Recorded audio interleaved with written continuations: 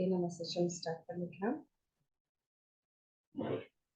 இந்த செஷனுக்கு வந்திருக்கிற கிருஷ்ண பக்தர்கள் அனைவருக்கும் என்னுடைய மிக பணிவான வணக்கங்களை தெரிவித்துக் கொள்கிறேன். பிரேயர் சொல்லி இந்த செஷன் ஆரம்பிக்கலாம். ஓம் நமோ பகவதே வாசுதேவாய, ஓம் நமோ பகவதே வாசுதேவாய, ஓம் நமோ பகவதே வாசுதேவாய. ஓம் அஜ்ஞான திமிராந்தஸ்ய ஞானாஞ்சன சலாகய சக்ஷுரோன்மிலிதம் येन तस्मै श्रीगुरवे नमः. नमो विष्णुपदाय कृष्णप्रसाय भूतले श्रीमते भक्तिवेदान्त स्वामिनिधि नामिने. नमस्ते सरस्वती देवे गौरवाणी प्रचारिणे निर्विशेष शून्यवादी पास्यता देशतारिणी. हे कृष्ण करुणा सिंधु दीनबंधु जगत्पते गोपेश गोपिका कांत राधा कांत नमोस्तुते. तप्त कांचन गौरंगी राधे वृंदावनेश्वरी वृषभानुसुते देवी प्रणमामि हरिप्रिये. जय श्री कृष्ण चैतन्य प्रभु नित्यानंद श्री अद्वैत गदाधर श्रीवासादि गौरभक्तवृंदा. हरे कृष्ण कृष्ण कृष्ण हरे हरे, हरे राम राम राम हरे हरे, हरे कृष्ण कृष्ण कृष्ण हरे हरे, हरे राम राम राम हरे हरे, हरे कृष्ण कृष्ण कृष्ण हरे हरे, हरे राम राम हरे हरे. जगद्गुरु श्रील प्रभुपाद की जय. हरे कृष्णा डिवोटीஸ், என்னோட வாய்ஸ் ஆடிபிளா இருக்கா? இருக்குமா? இருக்கு. It's clear. Thank you.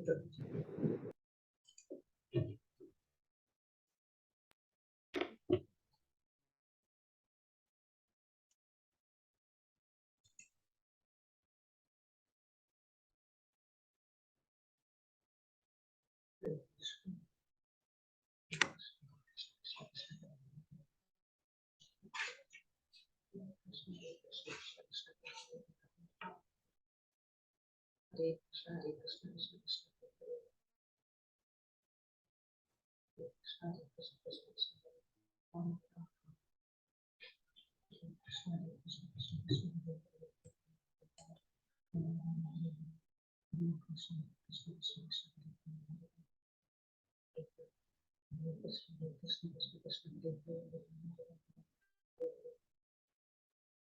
Hare Krishna Krishna Krishna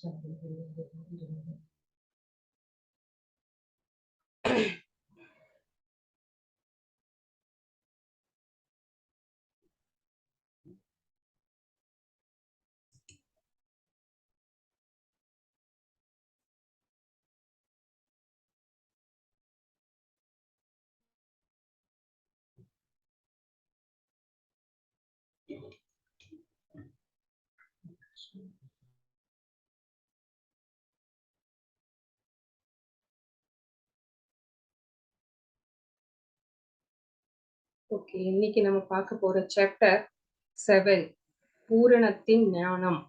இதுதான் பார்க்க போறோம். இதுல பகவான் தான் ஃபர்ஸ்ட் ஸ்லோகத்தை சொல்ல போறார். உங்களுக்கு அந்த 6th சாப்டர் ஞாபகம் இருக்கும்னு நினைக்கிறேன். கர்மயோகம் 6 சாப்டர்ல பகவான் கர்மயோகத்தை பத்தி சொல்லி இருந்தார். அதுக்கப்புறமா இப்ப 7வது சாப்டர் நம்ம ஆரம்பிச்சிருக்கோம். 7லிருந்து 12 வரைக்கும் பக்தி யோகத்தை பத்தி சொல்லுவார் பகவான்.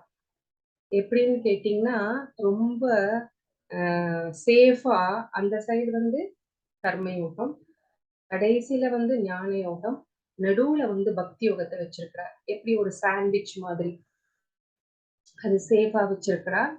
ஸோ அதுதான் ஃபர்ஸ்ட் சாப்டர் 7 பக்தி யோகத்துல நம்ம இப்ப பார்க்க போறது. இல்ல நாலேஜ் ஆஃப் த அப்சல்யூட், அதாவது பூரணத்தின் ஞானம். பூரணம் யாரு? பூரணமா இருக்கிறவர் பகவான் ஒருத்தர் மட்டும்தான். சோ அவரை பற்றிய ஞானம், அது என்ன சொல்ல போறார் அப்படின்ட்டு நம்ம இந்த சாப்டர்ல பார்க்கலாம். ஸ்ரீ ஸ்ரீ ராதா கோவிந்த இஸ்கான் பெங்களூருக்கு நம்முடைய பணிவான வணக்கங்களை சமர்ப்பித்துவிட்டு ஈசஸ்முக்கு செல்லலாம். ஹரே கிருஷ்ண கிருஷ்ண கிருஷ்ண ஹரே ஹரே, ஹரே ராம ராம ராம ஹரே ஹரே.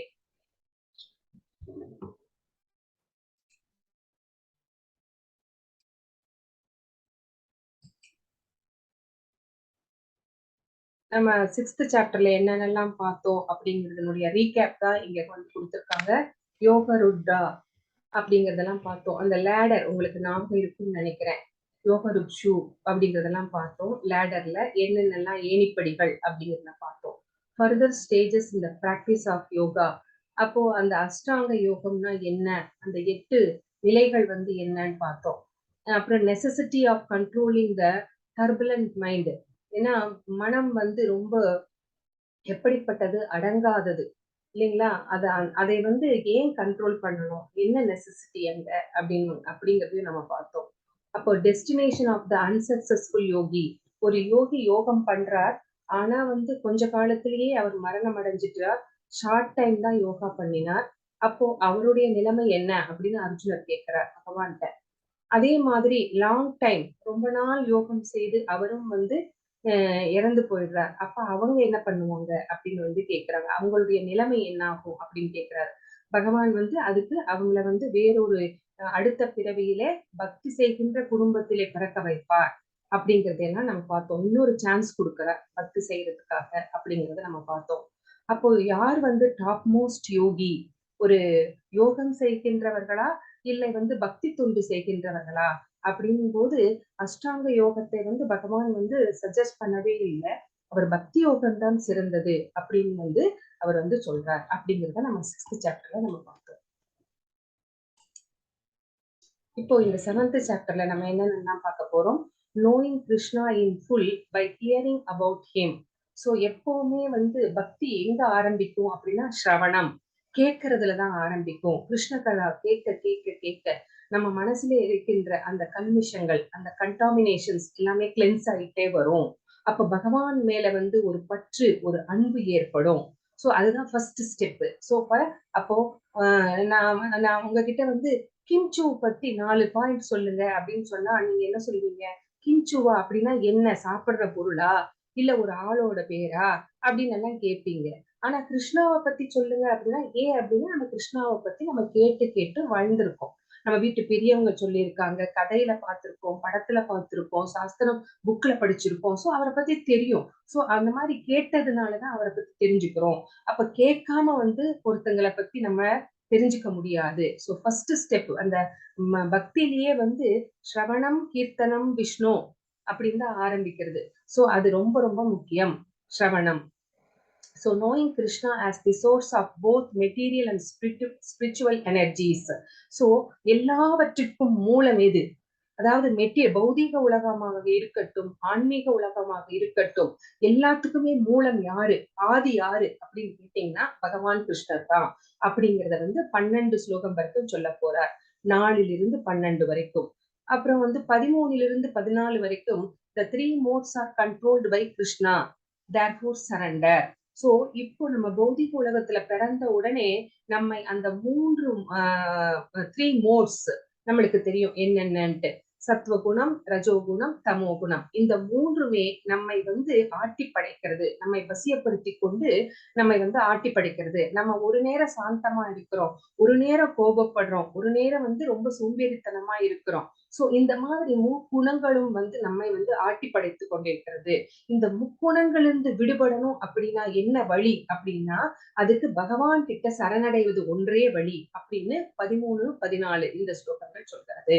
15 to 19 வரைக்கும் என்ன சொல்கிறதுன்னா impious lack knowledge and never surrender to Krishna. யாரெல்லாம் வந்து பகவானிடம் வந்து சரணடைய மாட்டார்கள். 4 விதமான மக்கள் இருக்காங்க. அது ஸ்லோகத்துக்குள்ள போகும்போது நம்ம பார்க்கலாம் இன்னைக்கு. அதே மாதிரி பயஸ் இருக்காங்க. அவங்க எப்படின்னா டெவலப் நாலேஜ் அண்ட் சரண்டர். அவங்க வந்து பகவானை பற்றிய அந்த ஞானத்தை விருத்தி செய்து கொண்டு பகவானிடம் சரணடைவார்கள். அதுவும் ஒரு 4 விதமான மக்கள் இருக்காங்க. அது யார் அப்படிங்கிறது நம்ம பார்க்கலாம். 20 to 25 வரைக்கும் others who have no knowledge, those who surrender to demigods. அப்போ அஞ்ஞானத்துல இருக்கிறவங்க, பகவானை பற்றிய ஞானம் இல்லாதவங்க என்ன செய்வாங்க, தங்களுடைய பலநோக்கு செயல்களுக்காக, தங்களுக்கு பலன் வேண்டும் அப்படிங்கிறதுக்காக அவங்க வந்து டெமிகாட்ஸை வந்து சரணடைவாங்க. And those who are impersonalist. அப்புறம் இன்னும் சில பேர் இருக்காங்க, பகவானுக்கு ரூபமே இல்லைன்னு சொல்லிட்டு இம்பர்சனலிஸ்ட், அருவவாதிகள். சோ அவங்க வந்து பகவானுக்கு உருவம் இல்லை அப்படின்னு சொல்லிட்டு பகவானுடைய அந்த பிரம்ம ஜோதி இருக்கு பாத்தீங்களா, அந்த ஜோதியிலே சரணடைபவர்கள். அந்த மாதிரி பீப்புள் கூட இருக்காங்க. 26 30 வரைக்கும் என்ன சொல்றதுன்னா, the bewilderment of the living entity and his freedom through knowledge of Krishna. So நம்ம எல்லாமே ஒரு மயக்க நிலையில் இருக்கிறோம். சோ மயங்கிய இந்த உயிரினங்கள் அனைத்துமே எப்படி வந்து லிபரேட் ஆகிறது, எப்படி இந்த பௌதீக வாழ்க்கையிலே இருந்து நம்மளுக்கு வந்து எப்ப விடுதலை கிடைக்கும் அப்படின்னு கேட்டீங்கன்னா, பகவானை பற்றிய ஞானத்தை விருத்தி செய்து கொள்வதனாலே நம்மளுக்கு இந்த மோட்சம் கைவரப்பெறும் அப்படிங்கிறது 26 30 வரைக்கும் சொல்லி இருக்கிறாங்க. இது எல்லா ஸ்லோகத்துல நம்ம டீடைல்டா பார்க்கலாம்.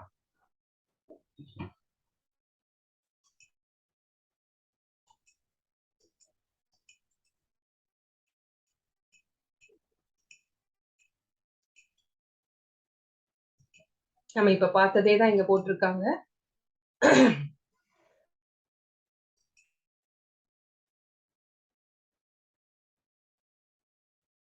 Krishna requests Arjuna to hear of both his material and spiritual energies and declares that the transcendentalist who succeeds in truly knowing him is most rare.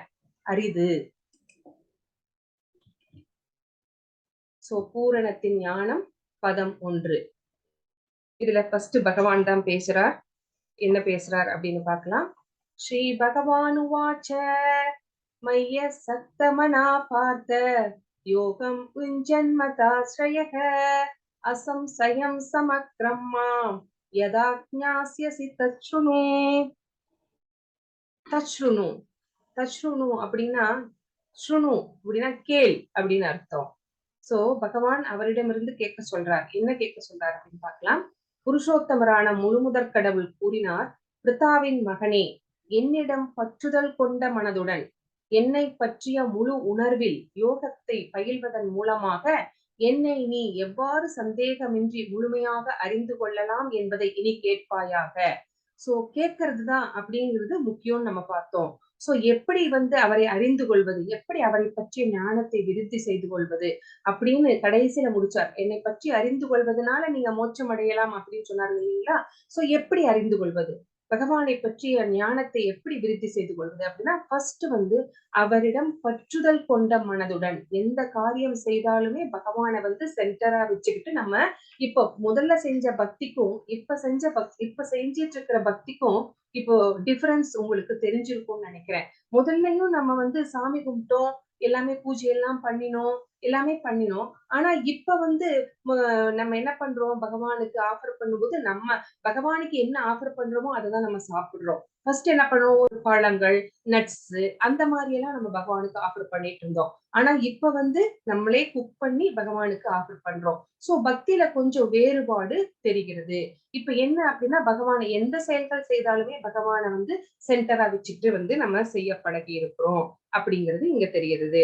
So பகவத்கீதையினுடைய இந்த 7ஆம் அத்தியாயத்தில் கிருஷ்ண உணர்வின் இயல்பு முழுமையாக விவரிக்கப்பட்டுள்ளது. கிருஷ்ண உணர்வுன்னா என்ன, கிருஷ்ண உணர்வுனா என்ன, கேசி அப்படின்னு ஷார்ட்டா சொல்லுவோம். கிருஷ்ணா கான்சியஸ்னஸ் அப்படின்னா என்ன அப்படிங்கறது இந்த 7th சாப்டர் ஃபுல்லா சொல்லுது.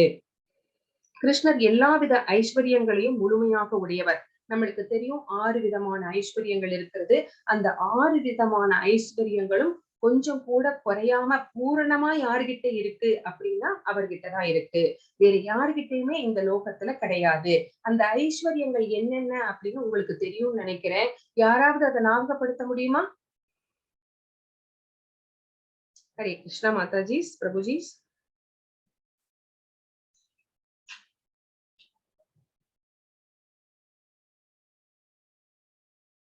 அவருடைய அழகு, அவருடைய துறவு, அவருடைய தியாகம், அவருடைய சொல்லுங்க பிரபு. வீரம்,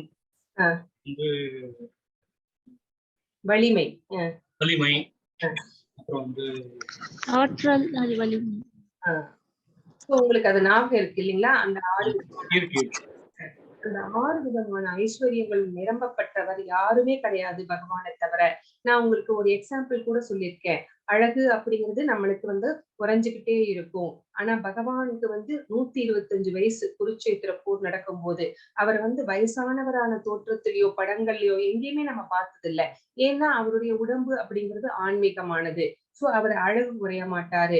அவருடைய ஐஸ்வர்யங்களும் குறையவே குறையாது. நான் உங்களுக்கு சொன்னேன் அந்த ஒவ்வொரு பினான்சியல் இயரோட எண்ட்லயும் வந்து இவர் தான் வந்து டாப் மோஸ்ட் பணக்காரர்கள் உலக நாடுகள்லயே அப்படின்னு போடுவாங்க. ஆனா ஒருத்தரே வந்து அந்த பிளேஸ்ல வந்து இருக்கிறது கிடையாது. அது மாறிக்கிட்டே இருக்கு. அப்ப என்ன அர்த்தம்? அவங்களுடைய செல்வ நிலைமையும் மாறிக்கிட்டே இருக்குன்னு தான் அர்த்தம். ஆனா பகவான் வந்து அந்த மாதிரி கிடையாது. அப்புறம் அந்த குத்துச்சண்டை வீரர் கூட சொன்னேன் இல்லைங்களா? வலிமைக்காக. சோ இந்த மாதிரி நிறைய எக்ஸாம்பிள்ஸ் நம்ம பார்த்தோம். சோ பகவானுடைய அந்த ஐஸ்வர்யங்கள் என்றைக்குமே வந்து குறையவே குறையாது. சோ அப்படிப்பட்ட அந்த பரமனான கிருஷ்ணரின் மீது மனதை நிலைநிறுத்துவது ஸ்ரவணத்தை முதலாவதாகவும் முக்கியமாகவும் கொண்டது. அப்ப அந்த நவவித பக்தி உங்களுக்கு தெரியும். நவவித பக்தினா என்னன்னு. ஸ்ரவணம், கீர்த்தனம், விஷ்ணு பாத சேவனம், கடைசியில ஆத்ம நிவேதனம் அப்படின்னு முடியும் இல்லைங்களா? சோ அதுல வந்து ஃபர்ஸ்ட் என்ன இருக்கு அப்படின்னு கேட்டீங்கன்னா ஸ்ரவணம். எனவேதான் பகவான் தச்ருணு அப்படிங்கிறாரு. இங்க பாருங்க, தச்ருணு சொல்றாங்க ஃபர்ஸ்ட் ஸ்லோகத்துல. என்னிடம் இருந்து கேள் அப்படிங்கிறாரு. தச்ருணு அப்படின்னா என்னிடம் இருந்து கேள். அப்போ பகவான் அப்போ அர்ஜுனர் வந்து கிருஷ்ணர் கிட்ட கேட்டுட்டாரு. நாங்கெல்லாம் யார்கிட்ட கேட்கறது அப்படின்னு கேட்டா, நம்ம எல்லாம் வந்து என்ன பண்ணணும் அப்படின்னா ஆச்சாரியர்களிடமிருந்து அந்த மாதிரி பெரியவர்கள் கிட்ட இருந்து. சோ அந்த மாதிரி பெரியவங்க யார்? டிசிப்ளின் சக்சஷன்ல வந்து ஆச்சாரியர்கள் கிட்ட இருந்து நம்ம கேட்டு தெரிஞ்சுக்கணும் அப்படிங்கிறது தான். சோ குருவிடமிருந்து நம்ம கேட்டு தெரிஞ்சுக்கணும். சோ கிருஷ்ணரை விட உயர்ந்த அதிகாரி வேற யாரும் இருக்க முடியாது. அதனால அர்ஜுனர் வந்து அவர்கிட்ட இருந்து கேட்டு தெரிஞ்சுக்கிறார். சோ பக்குவம் அடைவதற்காக. சோ ஒரு தூய பக்தரிடமிருந்து யார்கிட்ட கேட்கிறோம் அப்படிங்கிறதும் ரொம்ப இம்பார்ட்டன்ட் தான். சோ அதனால சில பேர் இருப்பாங்க, நான் வந்து ஸ்ரீமத் பாகவதம் சப்தாகம் பண்றேன் அப்படின்வாங்க. எல்லாமே எதுக்காக அப்படின்னா பணத்துக்காக. அந்த மாதிரி இருக்கிற குரு கிட்ட போய் நம்ம கேட்க கூடாது. அத வந்து அவங்க வந்து ஒரு வியாபாரமா நடத்திட்டு இருக்கிறவங்க கிட்ட இந்த டைம்குள்ள இதை முடிச்சிடணும் அப்படிங்கிற எண்ணம் தான் இருக்குமே ஒழிய, மக்களை வந்து ஸ்பிரிச்சுவல் பாதையில கூட்டிட்டு போகணும் அப்படிங்கிற எண்ணம் எல்லாம் அவங்களுக்கு இருக்காது. சோ அந்த மாதிரி யார்கிட்ட கேட்கிறோம் அப்படிங்கிறதும் ரொம்ப ரொம்ப இம்பார்ட்டன்ட். சோ பூரண உண்மையும் பரமபுருஷ பகவானுமான கிருஷ்ணரை புரிந்து கொள்வதற்கான இந்த முறையை வந்து ஸ்ரீமத் பாகவதத்துல 2வது காண்டோல கூட சொல்றாங்க. என்ன சொல்றாங்க அப்படின்னு கேட்டீங்கன்னா, வேத இலக்கியங்களில் இருந்தோ கிருஷ்ணரிடமிருந்தோ நேரடியாகவோ அவரை கேட்பது மிகச்சிறந்த புண்ணிய செயல். சோ இப்படி கேட்கறது வந்து சிரவணம் பண்றதே ஒரு புண்ணிய செயல் அப்படின்னு ஸ்ரீமத் பாகவதம் சொல்கிறது. சோ நித்தியம் பாகவத சேவையா, சோ அந்த ஸ்லோகம் அப்படின்னு சொல்றது. சோ எல்லாரது இதயங்களிலும் உறையும் பகவான் ஸ்ரீ கிருஷ்ணர் தன்னை பற்றி இவ்வாறு கேட்பதில் இடையறாது ஈடுபட்டுள்ள பக்தனிடம் மிகச்சிறந்த நண்பனை போன்று செயல்பட்டு அவனை தூய்மைப்படுத்துகிறார். சோ கேட்கிறோம், ஆனா வந்து அதை வந்து ஒரு 2 நாள் கேட்டுட்டு 3வது நாள் விட்டுட்டு போயிடக்கூடாது. சில பேர் அந்த மாதிரிதான் செய்வாங்க இல்லைங்களா? கிளாஸுக்கு ரெஜிஸ்டர் பண்ணுவாங்க, ஆனா கிளாஸுக்கு வர மாட்டாங்க. நம்மளுக்கு அது தெரியாது, என்ன அவங்களுக்கு சேலஞ்ச் இருக்கு அப்படிங்கறதெல்லாம் நம்மளுக்கு தெரியாது. அந்த மாதிரி இருக்கக்கூடாது. நம்ம பகவானுக்காக அப்படின்னு நம்மளுடைய நேரத்தை வந்து ஃபர்ஸ்ட் அவருக்கு தான் கொடுக்கணும். நமக்கு இப்போ உடம்பு சரியில்லைன்னா, நம்ம எத்தனையோ வேலைகள் இருந்தாலும் கூட நமக்கு உடம்பு சரியில்லைன்னா டாக்டர் கிட்ட அப்பாயின்மெண்ட் வாங்குறோம். மத்த வேலைகளை எல்லாம் ஒதுக்கி வச்சுட்டு நம்ம டாக்டர் கிட்ட போறோம். அப்ப நம்மளுக்கு முக்கியத்துவம் தரோம் இல்லைங்களா? அதே மாதிரிதான் பகவானுக்கும், பகவானை பற்றி விஷயங்களை கேட்பதற்கும் கூட நம்ம வந்து முக்கியத்துவம் தரணும். சோ அது எதுக்காக அப்படின்னா, பகவானை பற்றி கேட்க கேட்க நம்முடைய மனது வந்து தூய்மைப்படுகிறது. சோ இந்த விதமாக தன்னுள் உறங்கிக் கொண்டிருக்கும் திவ்ய ஞானத்தை பக்தன் இயற்கையாகவே வளர்த்துக் கொள்கிறான். அப்போ பகவான் மேல ஒரு பற்று வருகிறது, ஒரு அஃபெக்ஷன் வருகிறது. பாகவதத்திலிருந்தும் பக்தர்களிடமிருந்தும் கிருஷ்ணரை பற்றி மேன்மேலும் கேட்பதால் பகவானின் பக்தி தொண்டில் அவன் உறுதியாக நிலை பெறுகிறான். சோ அவனுடைய மனது திடமாகிறது. பகவானை பற்றி கேட்க கேட்க இன்னும் கேட்கணும், நம்ம பக்தியை வளர்த்துக்கணும் அப்படின்னு நினைக்கிறாங்க. பக்தி தொண்டின் வளர்ச்சியினால் ரஜோகுணத்திலிருந்து தமோ குணத்திலிருந்தும் விடுபடுகிறான். அப்படி பக்தி பெருக பெருக மனசுல இருக்கிற கோபம், களங்கம் எல்லாமே நம்ம விட்டு போயிட்டே இருக்கு. அப்ப நம்ம ரஜோகுணத்தையும் தமோ குணத்தையும் கொஞ்சம் கொஞ்சமாக விலக்கி கொண்டிருக்கிறோம், சத்வகுணத்துக்கு மாறிக்கொண்டிருக்கிறோம். சோ பக்தியை வளர்ப்பதனால என்னென்னலாம் நடக்குது அப்படிங்கறது நம்ம இப்ப பாக்குறோம். சோ அதன் மூலம் காமமும் பேராசையும் அழிவுறுகின்றன. சோ காமமும் பேராசையும் நம்ம எங்க கூட்டிட்டு போகும்? நரகத்துக்கு கூட்டிட்டு போகும். சோ அப்படிப்பட்ட காமமும் பேராசையும் நம்மளை விட்டு நீங்கணும் அப்படின்னா நம்ம இந்த பக்தியை வளர்த்துக்கணும். இக்களங்கங்கள் எல்லாமே நம்ம மனசுல இருந்து கழுவப்பட்டதுக்கு அப்புறமா நம்ம சுத்த சத்துவ நிலைக்கு வருகிறோம். ஆச்சாரியர்கள் இருக்கிறாங்க பாத்தீங்களா, அவங்களுக்கு அந்த நிலையில தான் இருக்கிறாங்க. அந்த மாதிரி ஒரு நிலைமைக்கு நமக்கு போகிறோம். சோ பக்தி தொண்டில் புத்துணர்வு கொண்டு இறைவிஞானத்தை பக்குவமாக அறிகிறான். இப்போ பகவானை பற்றிய எல்லா விஷயங்களும் முதல்ல புரிஞ்சுக்கிட்டதை விட இப்போ பகவான் என்ன சொன்னாரோ உள்ளது உள்ளபடி ஆஸ் இட் இஸ் நம்மளுக்கு புரிய ஆரம்பிக்கிறது. இப்ப பகவத்கீதையே பாருங்க, நம்ம ஃபர்ஸ்ட் படிச்சுட்டு இருக்கும் போது நம்மளுடைய புரிதல் வேற மாதிரி இருந்துச்சு. இப்ப நீங்க படிக்கும் போது இருக்கிற புரிதல் வேற மாதிரி இருக்கு. இது உங்களுக்கு நீங்க உணர்ந்திருக்கிறீங்களா? உங்களுக்கு எக்ஸ்பீரியன்ஸ் ஆயிருக்கா? அப்போ என்ன டீப்பா படிக்கிறோம், டீப்பா படிக்கிறோம். நம்மளுடைய அண்டர்ஸ்டாண்டிங் கூட இம்ப்ரூவ் ஆயிட்டே வருது. நிறைய விஷயங்கள் அதே ஸ்லோகம் தான் அப்ப படிச்சதுக்கும் இப்ப படிச்சதுக்கும் டிஃபரன்ஸ் இருக்கு இல்லைங்களா? அதுதான் அந்த மாதிரி புரிஞ்சுக்கிறோம், பக்குவமாக அறிகிறோம். அவ்வாறாக பக்தி யோகம் ஜடப்பற்று என்னும் கடினமான முடிச்சை அவிர்த்து அசம்சயம் சமக்ரம், அதாவது ஜடத்துல நம்ம பற்று கொண்டிருக்கிறோம் பாத்தீங்களா, அது ஒரு பெரிய முடிச்சு. அந்த முடிச்ச இந்த பக்தி என்ன பண்ணுது? அதை கட் பண்ணி விட்டுருது. சோ ஜட ஆசைகளிலிருந்து நம்ம விடுபடுகிறோம். சோ பூரண உண்மையான முழுமுதற் கடவுளை அறியும் நிலைக்கு ஒருவனை உடனடியாக உயர்த்துகிறது. சோ பகவான உள்ளபடி அறிந்து கொள்வதற்கு அவன் அடுத்த பிளாட்ஃபார்முக்கு ரைஸ் ஆகி போகிறான். சோ எனவே கிருஷ்ணரிடம் இருந்து கிருஷ்ண உணர்வில் உள்ள அவரது பக்தரிடமிருந்தோ கேட்பதால் மட்டுமே இந்த கிருஷ்ண விஞ்ஞானத்தை புரிந்து கொள்ள முடியும். அதான் யாருகிட்ட இருந்து கேட்கிறோம் அப்படிங்கிறது முக்கியம். சோ அர்ஜுனருக்கு நல்ல அதிர்ஷ்டம் இருந்தது, பகவான் கிட்ட இருந்தே கேட்டாரு. ஆனா நமக்கெல்லாம் ஸ்ரீல பிரபுபாதர் மாதிரி ஆச்சாரியர் கிடைச்சிருக்காங்க, உயர் அதிகாரிகள் இருக்கிறாங்க. சோ டிசிப்ளிக் சக்சஷன்ல வந்தவங்களான்னு பார்த்து அவங்க கிட்ட இருந்து நம்ம கேட்டா மட்டும்தான் நம்மளுக்கு இந்த உயர்வு, அந்த ஸ்பிரிச்சுவல்ல நம்ம முன்னேற முடியும் அப்படின்னு இந்த ஃபர்ஸ்ட் ஸ்லோகம் நமக்கு சொல்லி இருக்கிறது. சோ இதுல இருந்து என்ன தெரிஞ்சுக்கிட்டோம் அப்படின்னா, பக்தி தொண்டின் அடிப்படை என்னன்னா ஸ்ரவணம் அப்படிங்கிறது தான். சோ நெக்டர் ஆஃப் டிவோஷன்ல கூட சொல்லியிருப்பாங்க 5 விஷயம் ரொம்ப ரொம்ப முக்கியம் அப்படின்ட்டு. என்ன அப்படின்னு கேட்டா கீர்த்தனம். சோ கீர்த்தனம் பண்றதுனால நம்ம பகவானுடைய நாமாக்களை சொல்றோம். பாகவதம் கேட்டல், ஸ்ரீமத் பாகவதத்தை கேட்கறது. அப்புறம் சாது சங்கம், இந்த மாதிரி சங்கத்துல நம்ம இருக்கிறது. அப்பதான் சங்கத்துல பகவானை பத்தி பேசுவாங்க, நம்மளுடைய டவுட்ஸ் எல்லாம் கிளியர் பண்ணிக்கலாம். அப்புறம் மதுர வாசம், மதுராவில போய் எல்லாருமே வாசம் பண்ண முடியுமா? முடியாது. அதனால நம்ம இருக்கிற இடத்தையே மதுராவா பிருந்தாவனமா பாவனை பண்ணிக்கிட்டு அதை கிருஷ்ணர் வசிக்கிற இடமா நினைச்சு சுத்தமா வச்சுக்கிட்டு பூஜையெல்லாம் பண்ணி நம்ம அந்த பாவனையில பக்தி செய்யலாம். அப்புறம் திருமூர்த்தி சேவா, சோ டெய்டி வர்ஷிப். சோ பகவானுடைய அந்த விக்கிரகங்கள் எல்லாம் வீட்டுல வச்சு அவங்களுக்கு நம்ம பூஜைகள் எல்லாம் பண்றது, அவங்களுக்கு ஆஃபர் பண்றது, அந்த மாதிரி. சோ இது இந்த 5ம் ரொம்ப ரொம்ப இம்பார்ட்டன்ட். 64 அங்கங்கள் நெக்டர் ஆஃப் டிவோஷன்ல சொல்லப்பட்டிருக்கிறது.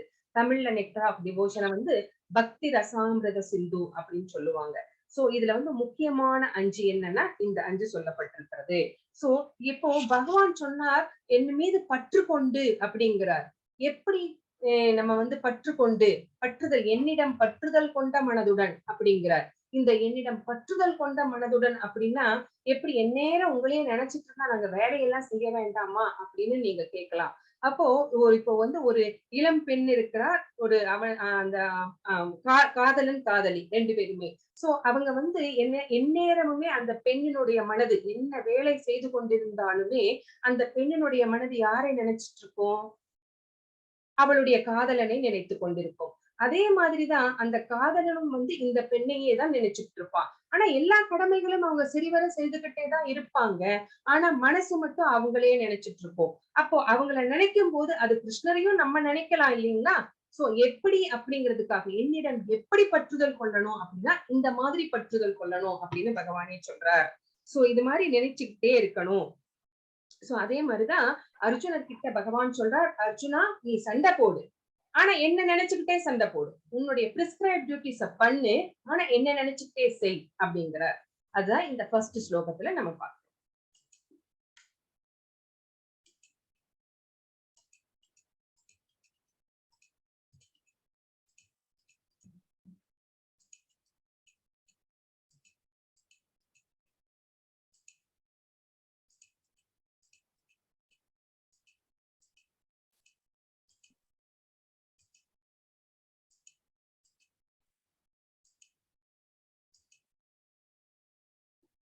श्रवणं कीर्तनं विष्णु पादसेवनम अर्चनम वंदनम दास्यम सख्यम आत्मनिवेदनम.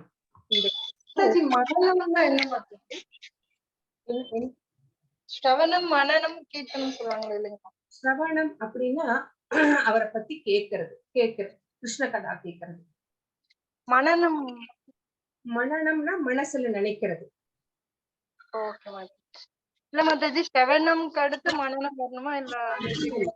ஸ்ரவணம் கீர்த்தனம் விஷ்ணு, ஸ்மரணம் ஸ்மரணம் ஸ்மரணம்னா அவரை பத்தி நினைக்கிறது. ஸ்ரவணம் கீர்த்தனம் ஸ்மரணம் பாதசேவனம் அர்ச்சனம் வந்தனம் தாஸ்யம் சக்கியம் ஆத்மநிவேதனம். ஸ்ரவணம் அப்படின்னா நம்மளுக்கு தெரியும், அவரை பத்தி கேட்கறது. எப்படி பரித்திச்சு மகாராஜர் வந்து சுகதேவ முனிவர் கிட்ட கேட்டாரோ அந்த மாதிரி, சரிங்களா? ஸ்ரவணம். அப்புறம் நம்ம எல்லாம் கிருஷ்ண கதையெல்லாம் கேட்கிறோம் அந்த மாதிரி. கீர்த்தனம் அப்படின்னா அவரை பற்றி பாடுதல். சோ நம்மளுக்கு தெரியும் நம்ம கோயில்ல எவ்வளவு கீர்த்தனம் எல்லாம் பண்றாங்க அப்படின்ட்டு. அடுத்தது அதுக்கு எக்ஸாம்பிளா கூட இங்க சொல்லியிருக்காங்க ஸ்மரணம் அப்படின்னா பிரகலாத மகாராஜர். அந்த பிரகலாதர் நம்மளுக்கு தெரியும் இல்லைங்களா, எந்நேரமும் பகவான் நாராயணரையே வந்து ஸ்மரணை பண்ணிக்கிட்டு இருந்தார் இல்லைங்களா. அவங்க அப்பா அவ்வளவு பெரிய அசுரன், அவ்வளவு கஷ்டம் கொடுத்தாரு, ஆனாலும் வந்து ஸ்மரணையை விடவே இல்லை. ஓம் நமோ நாராயணாங்கிற மந்திரத்தை தான் அவர் வந்து ஜபிச்சுக்கிட்டு இருந்தாரு. பாத சேவனம் அப்படின்னா அதுக்கு எக்ஸாம்பிளா இங்க லட்சுமி தேவியை சொல்லியிருக்காங்க. எந்நேரமும் பகவானுக்கு பாத சேவனம் செய்து அந்த சேவையை செஞ்சுக்கிட்டே இருப்பாங்க. அர்ச்சனம் அப்படின்னா மகாராஜ் பிருத்து மகாராஜர் பகவானுக்கு அர்ச்சனை செய்து வழிபட்டார் அப்படின்னு நம்ம பாக்குறோம். அதே மாதிரிதான் வந்தனம் அப்படின்னா வந்து அக்ரூரர் வந்து யார் அப்படின்னு கேட்டா பகவானுடைய ரிலேஷன் பிளஸ் வந்து அவருடைய ஃப்ரெண்டுன்னு சொல்லலாம். அவர் வந்து எப்படி வழிபட்டார் அப்படிங்கறதெல்லாம் தெரியும் இல்லைங்களா. எந்நேரமும் வந்து பகவானுக்கு வந்து வழிபாடுகள் செய்து கொண்டே இருப்பார். சோ அந்த மாதிரி பகவான் வந்து ஒரு தடவை தேர்ல போய்கிட்டு இருக்காங்க. அப்ப கூட சந்தியாவந்தனம் பண்ணணும்னு சொல்லிட்டு தேரை நிறுத்திட்டு பக்கத்துல ஆத்துல இறங்கி பகவான் அந்த தண்ணிக்குள்ள அவர் வந்து, ஏன்னா பகவான் கூடயே இருக்கிறார், ஆனா கூட பகவானுக்கு செய்ய வேண்டிய அந்த எல்லாவற்றையும் செய்யணும் அப்படிங்கிறதுனால அவர் எதுலையுமே தவறுது கிடையாது. அவர் வந்து ஒரு இடத்துல வந்து தேரை விட்டு இறங்குறாரு. கீழே பார்த்தா பகவானுடைய அந்த பாதங்கள் வந்து இருக்கு. அந்த பாதத்துல வந்து அவருடைய நிறைய சங்கு சக்கரம் கொடையெல்லாம் பார்த்திருப்பீங்க இல்லையா. அது இருக்கிறதுனால அவர் வந்து காலை வச்சு இறங்கவே மாட்டேன்ட்டார். ஏன்னா காலை வச்சா பகவானுடைய அந்த பாதத்து மேல நான் காலை வச்சிருவேன் அப்படின்னு சொல்லிட்டு இறங்குறதுக்கு ரொம்ப தயங்கினார். அதுதான் அந்த மாதிரியான ஒரு பக்தி. அப்புறம் தாஸ்யம் அப்படின்னா நமக்கு ஒரு தாசனாக ஸ்ரீராமபிரானுக்கு வந்து ஆஞ்சநேயர் எப்படி வந்து ஒரு தாசனாக ஒரு அடிமையாக இருந்து வந்து எப்படியெல்லாம் வந்து அவருக்கு வந்து சேவை செஞ்சார் அப்படின்னு நம்மளுக்கு தெரியும் இல்லைங்களா. அந்த மாதிரி பண்றது. அடுத்தது வந்து சக்கியம் அப்படின்னா அர்ஜுனரை வந்து எக்ஸாம்பிளா சொல்றாங்க. ஒரு நண்பனாக இருந்து, சக்கியம்னா ஃப்ரெண்ட்ஷிப் அவங்க ரெண்டு பேத்துக்கும் நடுவுல, அந்த மாதிரியான ஒரு சேவை. ஆத்ம நிவேதனம் அப்படின்னா வாமனராக வந்து அவர்கிட்ட வந்து 3 அடி மண் கேட்டு பெற்றுக்கொண்டார். அப்போ கடைசியில 3வது அடி தர முடியாததுனால தன்னுடைய தலையையே காமிச்சார் இல்லைங்களா பலி மகாராஜா. சோ தன்னையே பகவான் கிட்ட வந்து ஒப்பிச்சிட்டனால அவர் வந்து ஆத்மாவையே நிவேதனமா கொடுத்துட்டாரு. சோ அந்த மாதிரியான ஒரு பக்தி. சோ அந்த மாதிரி ஒரு பக்தி செஞ்சதுனால அவர் என்ன பண்ணார், கடைசியில அவருக்கு ஒரு பாதாள லோகத்துல ஒரு லோகத்தை உருவாக்கி நீ அங்க போய் அரசாண்டுட்டு வான்னு சொல்லிட்டு இவர் என்ன பண்ணினார் அப்படின்னா அங்க போய் வாயில் காப்பானாக உட்கார்ந்துட்டார் பகவான். அப்படிப்பட்டவர் பகவான். சோ இது எல்லாமே நவவித பக்திகள்.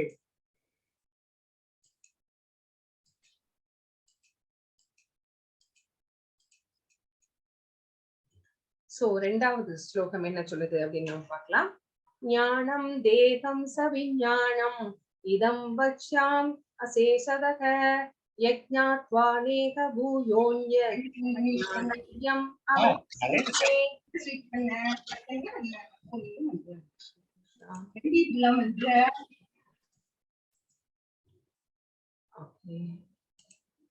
தற்போது சாதாரண அறிவையும் தெய்வீகமான அறிவையும் நான் உனக்கு முழுமையாக அறிவிக்கின்றேன். இதனை அறிந்த பின் நீ அறிய வேண்டியது ஏதுமே இருக்காது. ஃபர்ஸ்ட் ஸ்லோகத்துல என்ன சொல்றார்? தச்ருணு, என்னிடமிருந்து கேள் அப்படின்னு சொன்னார். இப்போ எதை பத்தி சொல்ல போறேன் அப்படின்னு இங்க சொல்றார். சோ பகவான் இந்த ஸ்லோகத்துல என்ன சொல்றாரு அப்படிங்கிறத நம்ம பார்க்கலாம். சாதாரண அறிவு அப்படின்னா என்ன? பௌதீகம் அறிவு. தெய்வீகமான அறிவு அப்படின்னா ஆன்மீகத்தை பத்தி. சோ இத நான் உனக்கு முழுசா சொல்றேன். ஏன்னா அவர் தன்னோட ஃப்ரெண்டு அப்படிங்கிறதுனால, அவரு ஃப்ரெண்டு மட்டும் கிடையாது, பக்தனும் கூட. அதனால அவரை செலக்ட் பண்ணி சொல்றார். இத நீ தெரிஞ்சுக்கிட்டேன்னு வச்சுக்கோ, அதுக்கப்புறம் நீ தெரிஞ்சுக்க வேண்டியது ஒண்ணுமே கிடையாது அப்படின்னு இந்த இடத்துல சொல்லிட்டார்.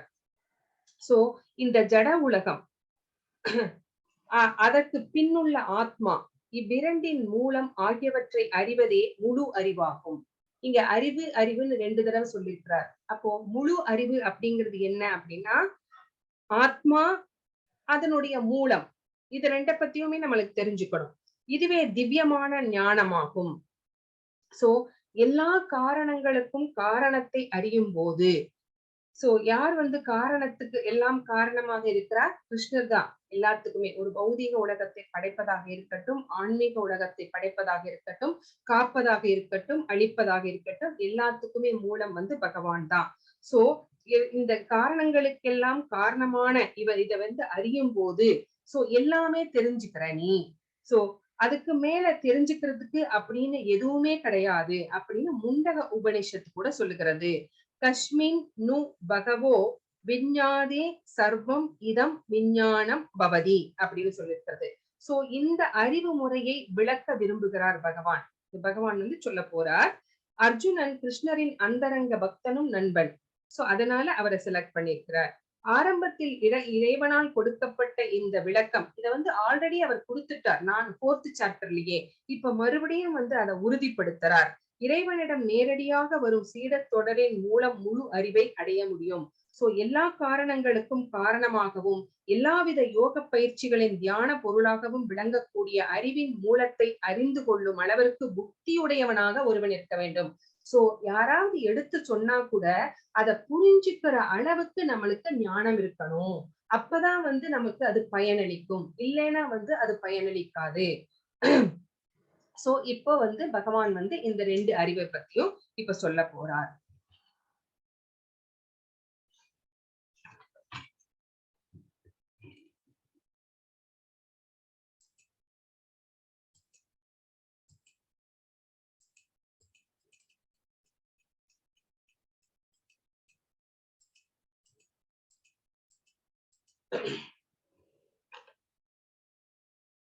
மூன்றாவது ஸ்லோகம். மனுஷ்யானாம் சகஸ்ரேஷு கஷ்யத் யததி சித்தயே யததாமாபிசித்தானாம் கஷ்யன் மாம் வேதி தத்வதக. 1000 மனிதர்களில் யாரேனும் ஒருவன் பக்குவம் அடைய முயற்சி செய்யலாம். அவ்வாறு பக்குவம் அடைந்தவர்களில் யாரேனும் ஒருவனே என்னை உண்மையாக அறிகிறான் அப்படிங்கிறாங்க. சோ பகவான் இங்க சொல்றார். இங்க ஒரு பிக்சர் கொடுத்திருக்காங்க பாருங்க. மாரத்தான் எத்தனை 1000 பேர், லட்சக்கணக்கான பேர் கலந்துப்பாங்க. அப்படி லட்சக்கணக்கான பேர் கலந்துகிட்டாலும் யாரோ ஒருத்தர் தானே வெற்றி அடைய முடியும். அதே மாதிரிதான் இங்க 1000 சகஸ்ரேஷு. சகஸ் அப்படின்னா 1000, சகஸ்ரேஷு அப்படின்னா 1000. 1000னா 1000 into 1000 அப்படின்னு நம்ம நினைச்சுக்க கூடாது. பிரபுபாதர் சொல்றாரு அன்லிமிட்டெட், நிறைய, எக்கச்சக்கமா. சரிங்களா? அந்த மாதிரி மனிதர்களில் யாரேனும் ஒருத்தர் தான் அந்த மாதிரி ஒரு பக்குவத்துக்கு முயற்சி செய்கிறார்கள். பக்குவம் அடைகிறதுன்னா நம்மளுக்கு தெரியும். ஃபர்ஸ்ட் ஸ்லோகத்திலே பகவானை பற்றி கேட்டு கேட்டு நம்மளுடைய மனசு சுத்தமாகி நம்ம ஒரு பக்குவ நிலைக்கு வர்றோம் அப்படின்னு. அந்த மாதிரி பக்குவம் அடைய முயற்சி செய்கிறார்கள் யாரேனும் ஒருவர், லட்சக்கணக்கான கோடிக்கணக்கான பேர்ல. அந்த மாதிரி பக்குவம் அடைந்து இருக்கிறவங்க கூட அதுலயும் யாரேனும் ஒருத்தர் தான் வந்து பகவானை வந்து உள்ளது உள்ளபடி அறிந்து கொள்ள முடியும் அப்படின்னு இந்த ஸ்லோகம் சொல்கிறது. இதுல வந்து பகவான் ஸ்ரீல பிரபுபாதர் வந்து என்ன சொல்றார் அப்படின்னு பார்க்கலாம். பலதரப்பட்ட மனிதர்கள் உள்ளனர். பல்லாயிரக்கணக்கான மனிதர்களில் யாரேனும் ஒருவரே ஆத்மா என்றால் என்ன, உடல் என்றால் என்ன, பூரண உண்மை என்றால் என்ன அப்படின்னு தெரிஞ்சுக்கிறதுல நாட்டம் உள்ளவர்களாக இருக்கிறார்கள். அப்போ மனித சமுதாயம் உண்ணுதல், உறங்குதல், உடலுறவு கொள்ளுதல், தற்காத்து கொள்ளுதல் ஆகிய மிருக நிலையிலேயே பொதுவாக இருந்து வருகிறது. ஆனா இந்த நாட்டம் வந்து அது சொன்ன பாத்தீங்களா, கோடிக்கணக்குல ஒருத்தருக்கு தான் வருது. ஆனா மத்தவங்க எல்லாம் எப்பவும் போல ஒரு மிருக நிலையிலேயே வந்து இருக்கிறாங்க. ஆன்மீக ஞானத்தில் ஏறக்குறைய யாருக்குமே ஆர்வமில்லை. இந்த கலியுகத்துல யாருக்குமே ஆன்மீகத்துல நாட்டமில்லை அப்படின்னு இங்க சொல்லப்பட்டிருக்கிறது. சோ ஆத்மா, பரமாத்மா மற்றும் அதை உணர்வதற்கான ஞான யோகம், தியான யோகம், சாங்கிய யோகம், சோ இந்த மாதிரி திவ்யமான ஞானத்தை வழங்குவோம் கீதையின் முதலாறு அத்தியாயங்கள். சோ முதலாறு அத்தியாயங்கள் நம்ம 6 முதலே பார்த்துட்டோம். சோ அத்தகு திவ்ய ஞானத்தில் ஆர்வம் உடையவர்களுக்கு ஆனவை. சோ இருப்பினும் கிருஷ்ண உணர்வில் இருப்பவர்களால் மட்டுமே கிருஷ்ணரை பற்றி அறிய முடியும். சோ என்ன ஞானவான்களாக இருந்தாலும் சரி, பகவான் மேல பக்தி இருந்தா மட்டும்தான் கிருஷ்ணரை பற்றி தெரிஞ்சுக்க முடியும். மற்ற ஆன்மீகிகள் அருவ பிரம்மனை உணரலாம். அப்போ மற்ற ஆன்மீகிகள் வந்து என்ன எதை தெரிஞ்சுக்கிறாங்க அப்படின்னா அருவ பிரம்மன். அருவ பிரம்மன்னா பகவானுடைய அந்த பிரம்ம ஜோதியை பற்றி தெரிஞ்சுக்கிறாங்க. சரி, அது வந்து கிருஷ்ணரை புரிந்து கொள்வதை விட சுலபமாக இருக்கிறது. கிருஷ்ணரை புரிந்து கொள்வது ரொம்ப ரொம்ப கடினம். ஆனா பிரம்ம ஜோதியை பற்றி தெரிந்து கொள்வது ரொம்ப எளிது.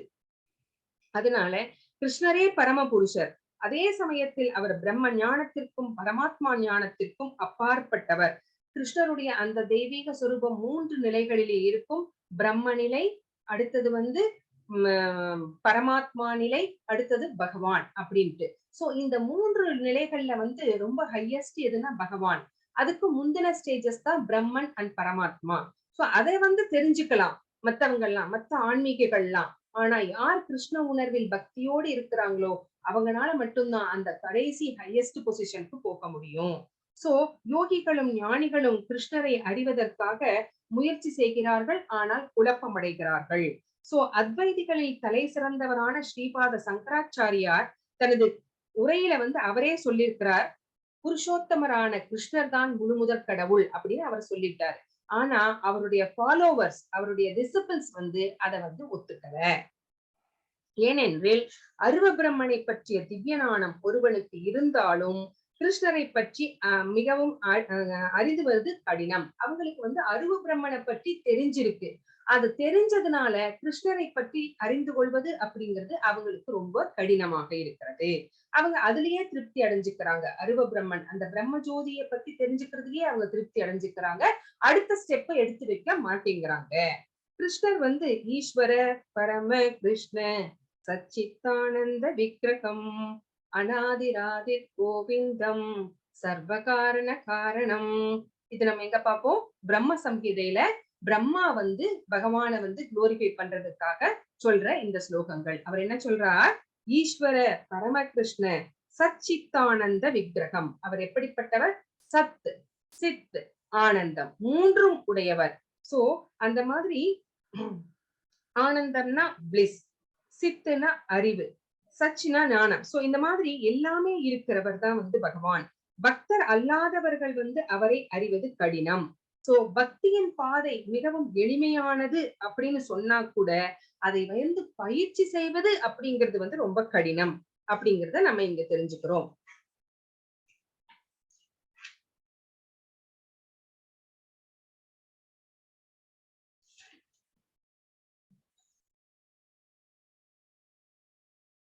இங்க இன்னொரு ஸ்லோகம் சொல்லப்பட்டிருக்கிறது. பக்தி ரசாமிரத சிந்துலிருந்து என்னோடியிலிருந்து ஸ்ரீ ரூப கோஸ்வாமி சொல்றார், உபனிஷதங்கள், புராணங்கள், நாரத பஞ்சராத்திரம் முதலிய அங்கீகரிக்கப்பட்ட வேத சாஸ்திரங்களை அலட்சியப்படுத்திய நிலையில் செய்யப்படும் பக்தி தொண்டு சமுதாயத்தில் தேவையற்ற தொந்தரவு. சோ அதுதான் பக்தி இல்லைங்களா? சோ ஸ்ரீமத் பாகவதம் படிக்கிறது, பகவத்கீதை படிக்கிறது, 18 புராணங்கள், 108 உபனிஷதங்கள், இதெல்லாம் படிக்கிறது தான் பக்தி. ஆனா அதையெல்லாம் அலட்சியப்படுத்திட்டு ஒருவன் பக்தி செஞ்சா அது பக்தியே இல்லை அப்படின்னு இங்க வந்து ஸ்ரீல ரூப கோஸ்வாமி சொல்றார். சோ பிரம்மனை உணர்ந்த அருவவாதியும் பரமாத்மாவை உணர்ந்த யோகியும் புருஷோத்தமரான முழுமுதற் கடவுள் ஸ்ரீகிருஷ்ணரை அசோதையின் மைந்தனாகவோ அர்ஜுனனின் தேரோட்டியாகவோ புரிந்து கொள்ள முடியாது. சோ ஒரு யோகியாக இருக்கட்டும், அவர் எதை நம்புறார் அப்படின்னு கேட்டா, அவங்க எல்லாமே அருவவாதிகளாக இருக்கிறார்கள். அந்த பிரம்ம ஜோதியை நம்புறாங்க, இல்லைன்னா பரமாத்மாவை நம்புறாங்க. அடுத்து வர்ற பகவானை அவர்கள் புரிந்து கொள்ள தவறிவிட்டார்கள். சோ அந்த பகவான் தான் யசோதையின் மைந்தனாக இருக்கிறான், அர்ஜுனனுக்கு தேரோட்டியாகவும் இருக்கிறார் அப்படிங்கறத அவங்க மறந்து போயிடுறாங்க. அவங்களால அதை ஏற்றுக்கொள்ள முடியவில்லை, புரிந்து கொள்ள இயலவில்லை. சோ அப்படியே எவரேனும் அவரை அறிந்திருந்தாலும் சமகாத்மா சுதுர்லபக, அத்தகு மகாத்மாவும் மிகவும் அரிதானவர். அப்படி யாராவது புரிஞ்சுக்கிட்டா அது ரொம்ப ரொம்ப ரேர் அப்படின்னு சொல்றாங்க. சோ தூய பக்தர்கள் மட்டுமே கிருஷ்ணருடைய அறிய இயலாத திவ்ய குணங்களில் சிலவற்றை அவரே எல்லா காரணங்களுக்கும் காரணமாக விளங்குதல் அப்படிங்கறத புரிஞ்சுக்கிறாங்க. அவங்களுடைய சர்வ சக்தி என்ன, அவருடைய ஐஸ்வர்யங்கள் என்ன அப்படிங்கிறதையும், அவருடைய ஐஸ்வர்யங்கள் செல்வம், புகழ், பலம், அழகு, அறிவு, துறவு. சோ இதையெல்லாம் பத்தி யார் தெரிஞ்சுக்குவாங்க? அவருடைய பக்தர்கள் மட்டும்தான் தெரிஞ்சுக்க முடியும். சோ இந்த மாதிரி மழுங்கிய ஜடப்புலன்களை கொண்டு யாரும் கிருஷ்ணரை உள்ளபடி அடைய முடியாது. சோ அஞ்ஞானத்துல இருக்கிறவங்க, பக்தி இல்லாதவனால கிருஷ்ணரை பத்தி தெரிஞ்சுக்க முடியாது அப்படிங்கறதுதான் நம்ம இங்க பாக்குறோம்.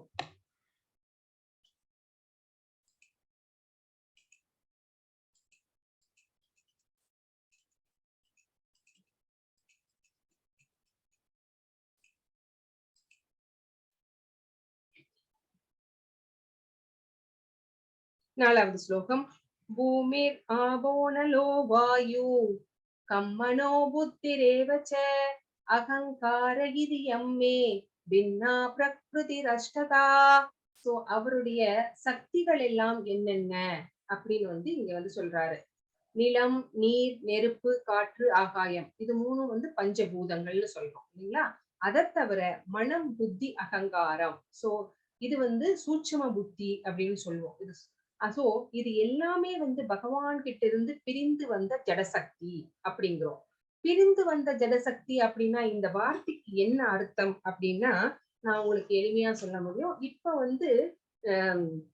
ஸ்ரீல பிரபுபாதர் இல்ல, ஆனா ஸ்ரீல பிரபுபாதருடைய ஆடியோவை நம்ம கேட்கிறோம். சோ அப்போ அந்த சவுண்ட் இருக்கு பாத்தீங்களா, அது ஸ்ரீல பிரபுபாதர் கிட்ட இருந்து பிரிந்து வந்த சக்தி. அந்த சக்தி எப்படி வந்தது அப்படின்னு. இதே எம்எஸ் அம்மா இல்ல, ஆனா அவங்களுடைய பாடல்கள் எல்லாம் நம்ம கேட்கிறோம் இல்லைங்களா? அது அவரிடமிருந்து பிரிந்து வந்த சக்தி. இப்போ பசு இருக்கு, பசு கிட்ட இருந்து நம்மளுக்கு என்ன கிடைக்குது? பால் கிடைக்குது. அப்போ அது என்னது? பால் என்னது? பசுவிடம் இருந்து பிரிந்து வந்த சக்தி. இப்போ உங்களுக்கு அர்த்தம் புரிஞ்சிருக்கும்னு நான் நினைக்கிறேன். சோ இந்த மாதிரி பிரிந்து வந்த சக்தி அப்படின்னு சொல்றாங்க. சோ ஜட உலகினுடைய படைப்பிற்காக பகவான் கிருஷ்ணர் 3 விஷ்ணுங்களாக பிரிகிறார். நீங்க லெவல் 1ல நீங்க இத ரொம்ப விரிவாகவே நம்ம பார்த்திருப்போம். இந்த கோலோகா சார்ட் போட்டு எக்ஸ்பிளைன் பண்ணிருப்பாங்க. சோ பகவான் 3 விரிவங்கமாக பிரிக்கிறார். 3 விஷ்ணுக்களாக பிரிச்சு எப்படி எல்லாம் பிரபஞ்சங்கள் ஃபார்ம் ஆகுது, எப்படி எல்லாம் எத்தனை லோகங்கள் இருக்கிறது, 14 லோகங்கள் என்னென்ன, அதுல வசிக்கிறவர்கள் எல்லாம் யார் யார் அப்படிங்கிறதுல நம்ம பார்த்திருப்போம் இல்லைங்களா? சோ அந்த மாதிரி 3 விஷ்ணுக்களாக பிரிந்து காரணோதக சாயி விஷ்ணு, கர்ப்போதக சாயி விஷ்ணு, அடுத்தது சீரோதக சாயி விஷ்ணு, ஒவ்வொருத்தருக்கும் என்னென்ன வேலைகள் என்னென்னலாம் பண்றாங்க அப்படிங்கறத பத்தி நம்ம ஆல்ரெடி விரிவாக நம்ம பார்த்திருப்போம். சோ இந்த ஜடசக்தியை பொறுத்தவரை இந்த ஜடசக்தி அப்படிங்கிறதும் பகவானுடைய சக்தி. சோ இது நிலம், நீர் அப்படிங்கிற ஸ்தூல படைப்பு, அதை நம்ம பார்க்க முடியுது. ஆனா மனம், புத்தி, அகங்காரம் சட்டில் பாடி. சோ அதை நம்ம பார்க்க முடியாது. இது கிராஸ் பாடி, அது ஷட்டில் பாடி. சோ இந்த மாதிரி விஷயங்கள் எல்லாம் இருக்கிறது. சோ இந்த 8 இருந்து 24 மூலகங்கள் பிரிந்து வருகிறது. அந்த 24 மூலகங்களை கொண்டுதான் நம்முடைய இந்த ஜடப்படைப்பு எல்லாமே செய்யப்படுகிறது. இந்த மரங்கள், உயிரினங்கள், மனிதர்கள் எல்லாமே, காடுகள், மலைகள் எல்லாமே அதனாலதான் படைக்கப்படுகிறது. சோ இந்த பகவானிடமிருந்து பிரிந்து வந்ததுதான் எல்லாமே. சோ அப்ப எல்லாத்துக்கும் மூலமாக இருப்பவர் யார் அப்படின்னா பகவான் தான் அப்படிங்கறத நம்ம இங்க இருந்து தெரிஞ்சுக்கிறோம். சோ இத யார் புரிஞ்சுக்க முடியாது அப்படின்னு கேட்டா, நாத்திகவாதிகள் இதை வந்து புரிந்து கொள்ள மாட்டார்கள். ஏன்னா அவர்கள் வந்து பகவான் அப்படின்னு ஒருத்தர் இருக்கிறதையே வந்து நம்புறது கிடையாது. அப்போ அவரிடமிருந்துதான் இந்த சக்திகள் எல்லாம் பிரிஞ்சு வந்திருக்கு அப்படிங்கறதையும் அவங்க வந்து ஏத்துக்கிறது கிடையாது. 5வது ஸ்லோகத்துல अपरेयम् इदस्त्वन्यां प्रकृतिं वित्ति मे परां जीवभूतां महाबाहो ययेदं तार्यते जगत्. பலம் பொருந்திய புயங்களை உடைய அர்ஜுனா, இதற்கு அப்பால் என்னுடைய உயர்ந்த சக்தி ஒன்று உள்ளது. இந்த தாழ்ந்த ஜட இயற்கையினை தந்து சுயநலனுக்காக உபயோகிக்கூடிய ஜீவாத்மாக்களை அது உள்ளடக்கியது. சோ 8 சக்திகள் அவருடைய ஜட சக்தியை வந்து சொல்லிட்டார். இதுக்கு அப்பாலும் என்னுடைய உயர்ந்த சக்தி ஒண்ணு இருக்குது அப்படிங்கிறார். யார சொல்றார் அப்படின்னு கேட்டா ஜீவாத்மாக்களாக நம்மளதான் சொல்றார். சோ என்னுடைய உயர்ந்த சக்தி. சோ இந்த தாழ்ந்த ஜட இயற்கைனை, அப்போ இயற்கைன்னு ஒண்ணு இருக்கு, அது பகவானுடைய இயற்கை தான். அது வந்து தாழ்ந்த சக்தி.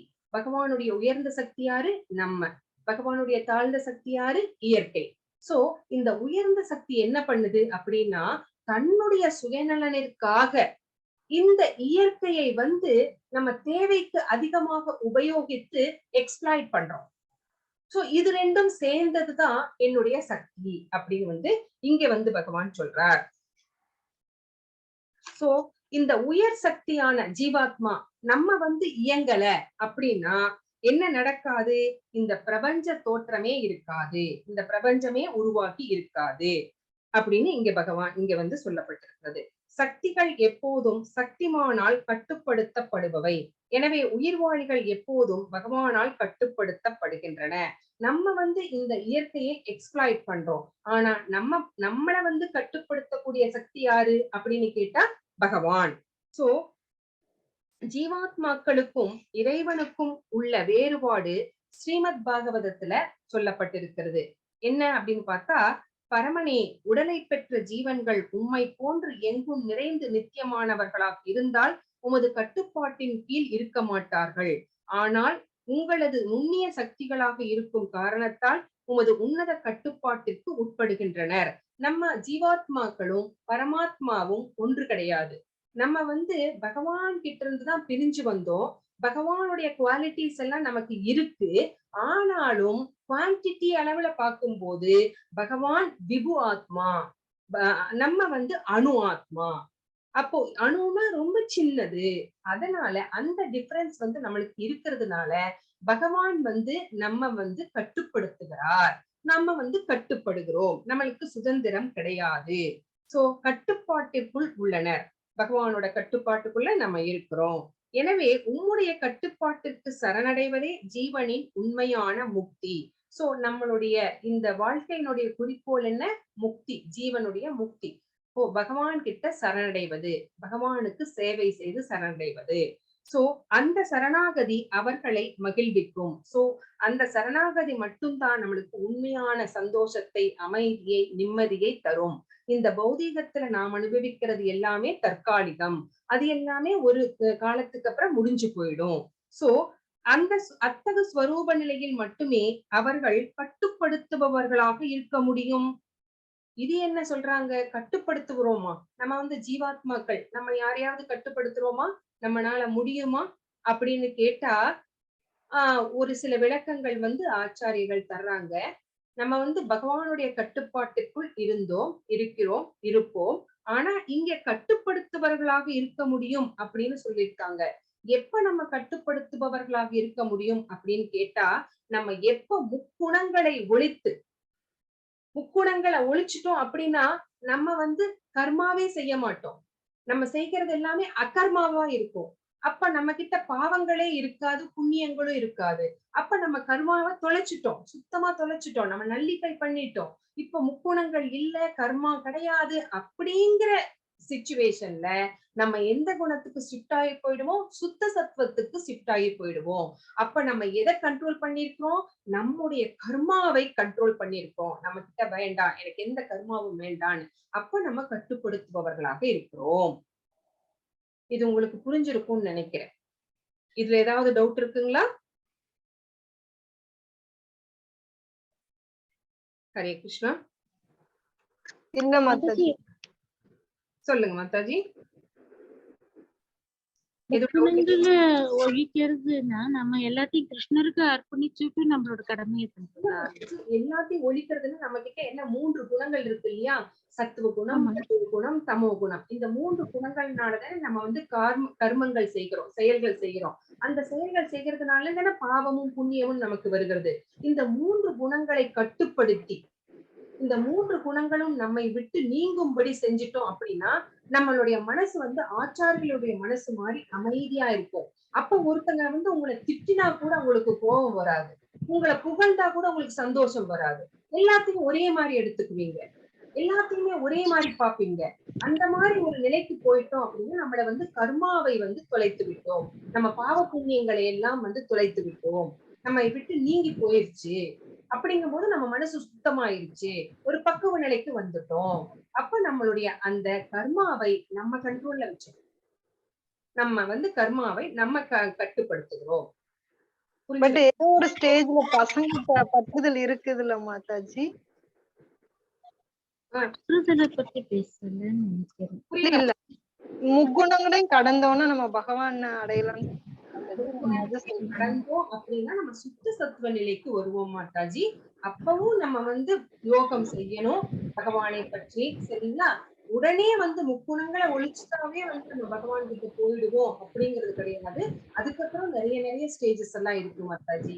அதையெல்லாம் கடந்தாதான் நம்ம வந்து பகவான் கிட்ட போய் சேர முடியும். ஓகே மாதாஜி. இல்ல, நான் வந்து கடமையையும் கர்மாவையும் கன்ஃபியூஸ் பண்ணிட்டேன் மாதாஜி. இல்ல மாதாஜி, கடமை வேற கர்மா வேற. கர்மா வேற. ஹரே கிருஷ்ணா. சோ இப்ப அடுத்த ஸ்லோகம் என்ன சொல்லுது அப்படின்னு நம்ம பார்க்கலாம். ஏதத் யோனினி பூதானி சர்வாணி துபதாரயக அகம் கிருஷ்ணஸ்ய ஜகத பிரபவ பிரளயஸ்ததா. படைக்கப்பட்டவை அனைத்தும் இந்த 2 இயற்கையை சார்ந்தவையே. இவ்வுலகில் ஜடமாகவும் ஆன்மீகமாகவும் இருப்பவை அனைத்துக்கும் ஆதியும் அந்தமும் நானே என்பதை நிச்சயமாக அறிவாயாக. சோ இந்த உலகல்ல வந்து 2 இந்த இயற்கையை எடுத்துக்கோங்க. ஜடம் தனியா இருக்கு, ஆன்மீகம் தனியா இருக்கு, சரிங்களா? ஜடம்னா உயிர் இல்லாதது, சரிங்களா? இப்போ வந்து நம்ம வீட்லயே எடுத்துக்கோங்க, டேபிள் சேர் இதெல்லாம் ஜடம், சரிங்களா? இப்ப புரிஞ்சிருக்கும்னு நினைக்கிறேன் உங்களுக்கு. ஆன்மீகம் அப்படிங்கிறது நம்ம ஸ்பிரிச்சுவலா இருக்கிறது. சோ இந்த ஒரு உலகத்துல 2மே கலந்துதான் இருக்கும் இல்லைங்களா? சோ இதுக்கு எல்லாத்துக்குமே சோர்ஸ் யாரு, எங்கிருந்து வந்தது? இந்த ஜடமா இருக்கிறதும் சரி, ஆன்மீகமா இருக்கிறதும் சரி, எல்லாத்துக்கும் வந்து ஆதியும் அந்தமும் நான் தான் அப்படின்னு பகவான் வந்து இந்த ஸ்லோகத்துல வந்து சொல்லி இருக்கிறார். இதனுடைய பொருளுரை என்ன ஸ்ரீல பிரபுபாதர் சொல்றார் அப்படின்னு நம்ம பார்த்தோம்னா, ஆத்மாவே படைப்பின் ஆதாரம், ஜடம் ஆத்மாவிலிருந்து படைக்கப்பட்டது. ஒரு டேபிள் இருக்கு, ஒரு சேர் இருக்கு அப்படின்னா அதை நம்ம எதிலிருந்து செய்வோம்? அது உயிருள்ள பொருளிலிருந்து தான் செய்ய முடியும். உயிரில்லாத ஒரு பொருளிலிருந்து இன்னொரு உயிரில்லாத பொருளை வந்து செய்ய முடியாது. இப்ப டேபிள் எடுத்துக்கோங்க, ஒரு மரத்திலிருந்து செஞ்சாங்க, அந்த மரத்துக்கு உயிர் இருந்துச்சா இல்லையா? அப்போ உயிருள்ள பொருளிலிருந்து தான் ஒரு உயிரற்ற பொருளை கூட உருவாக்க முடியும் அப்படிங்கிறத நம்ம புரிஞ்சுக்கணும். சோ எல்லாத்துக்கும் ஆதாரம் நானே அப்படின்னு வந்து இங்க வந்து பகவான் சொல்லிட்டார். அடுத்த ஸ்லோகத்துல இதுக்கு ஏதாவது விளக்கம் இருக்கான்னு பார்க்கலாம்.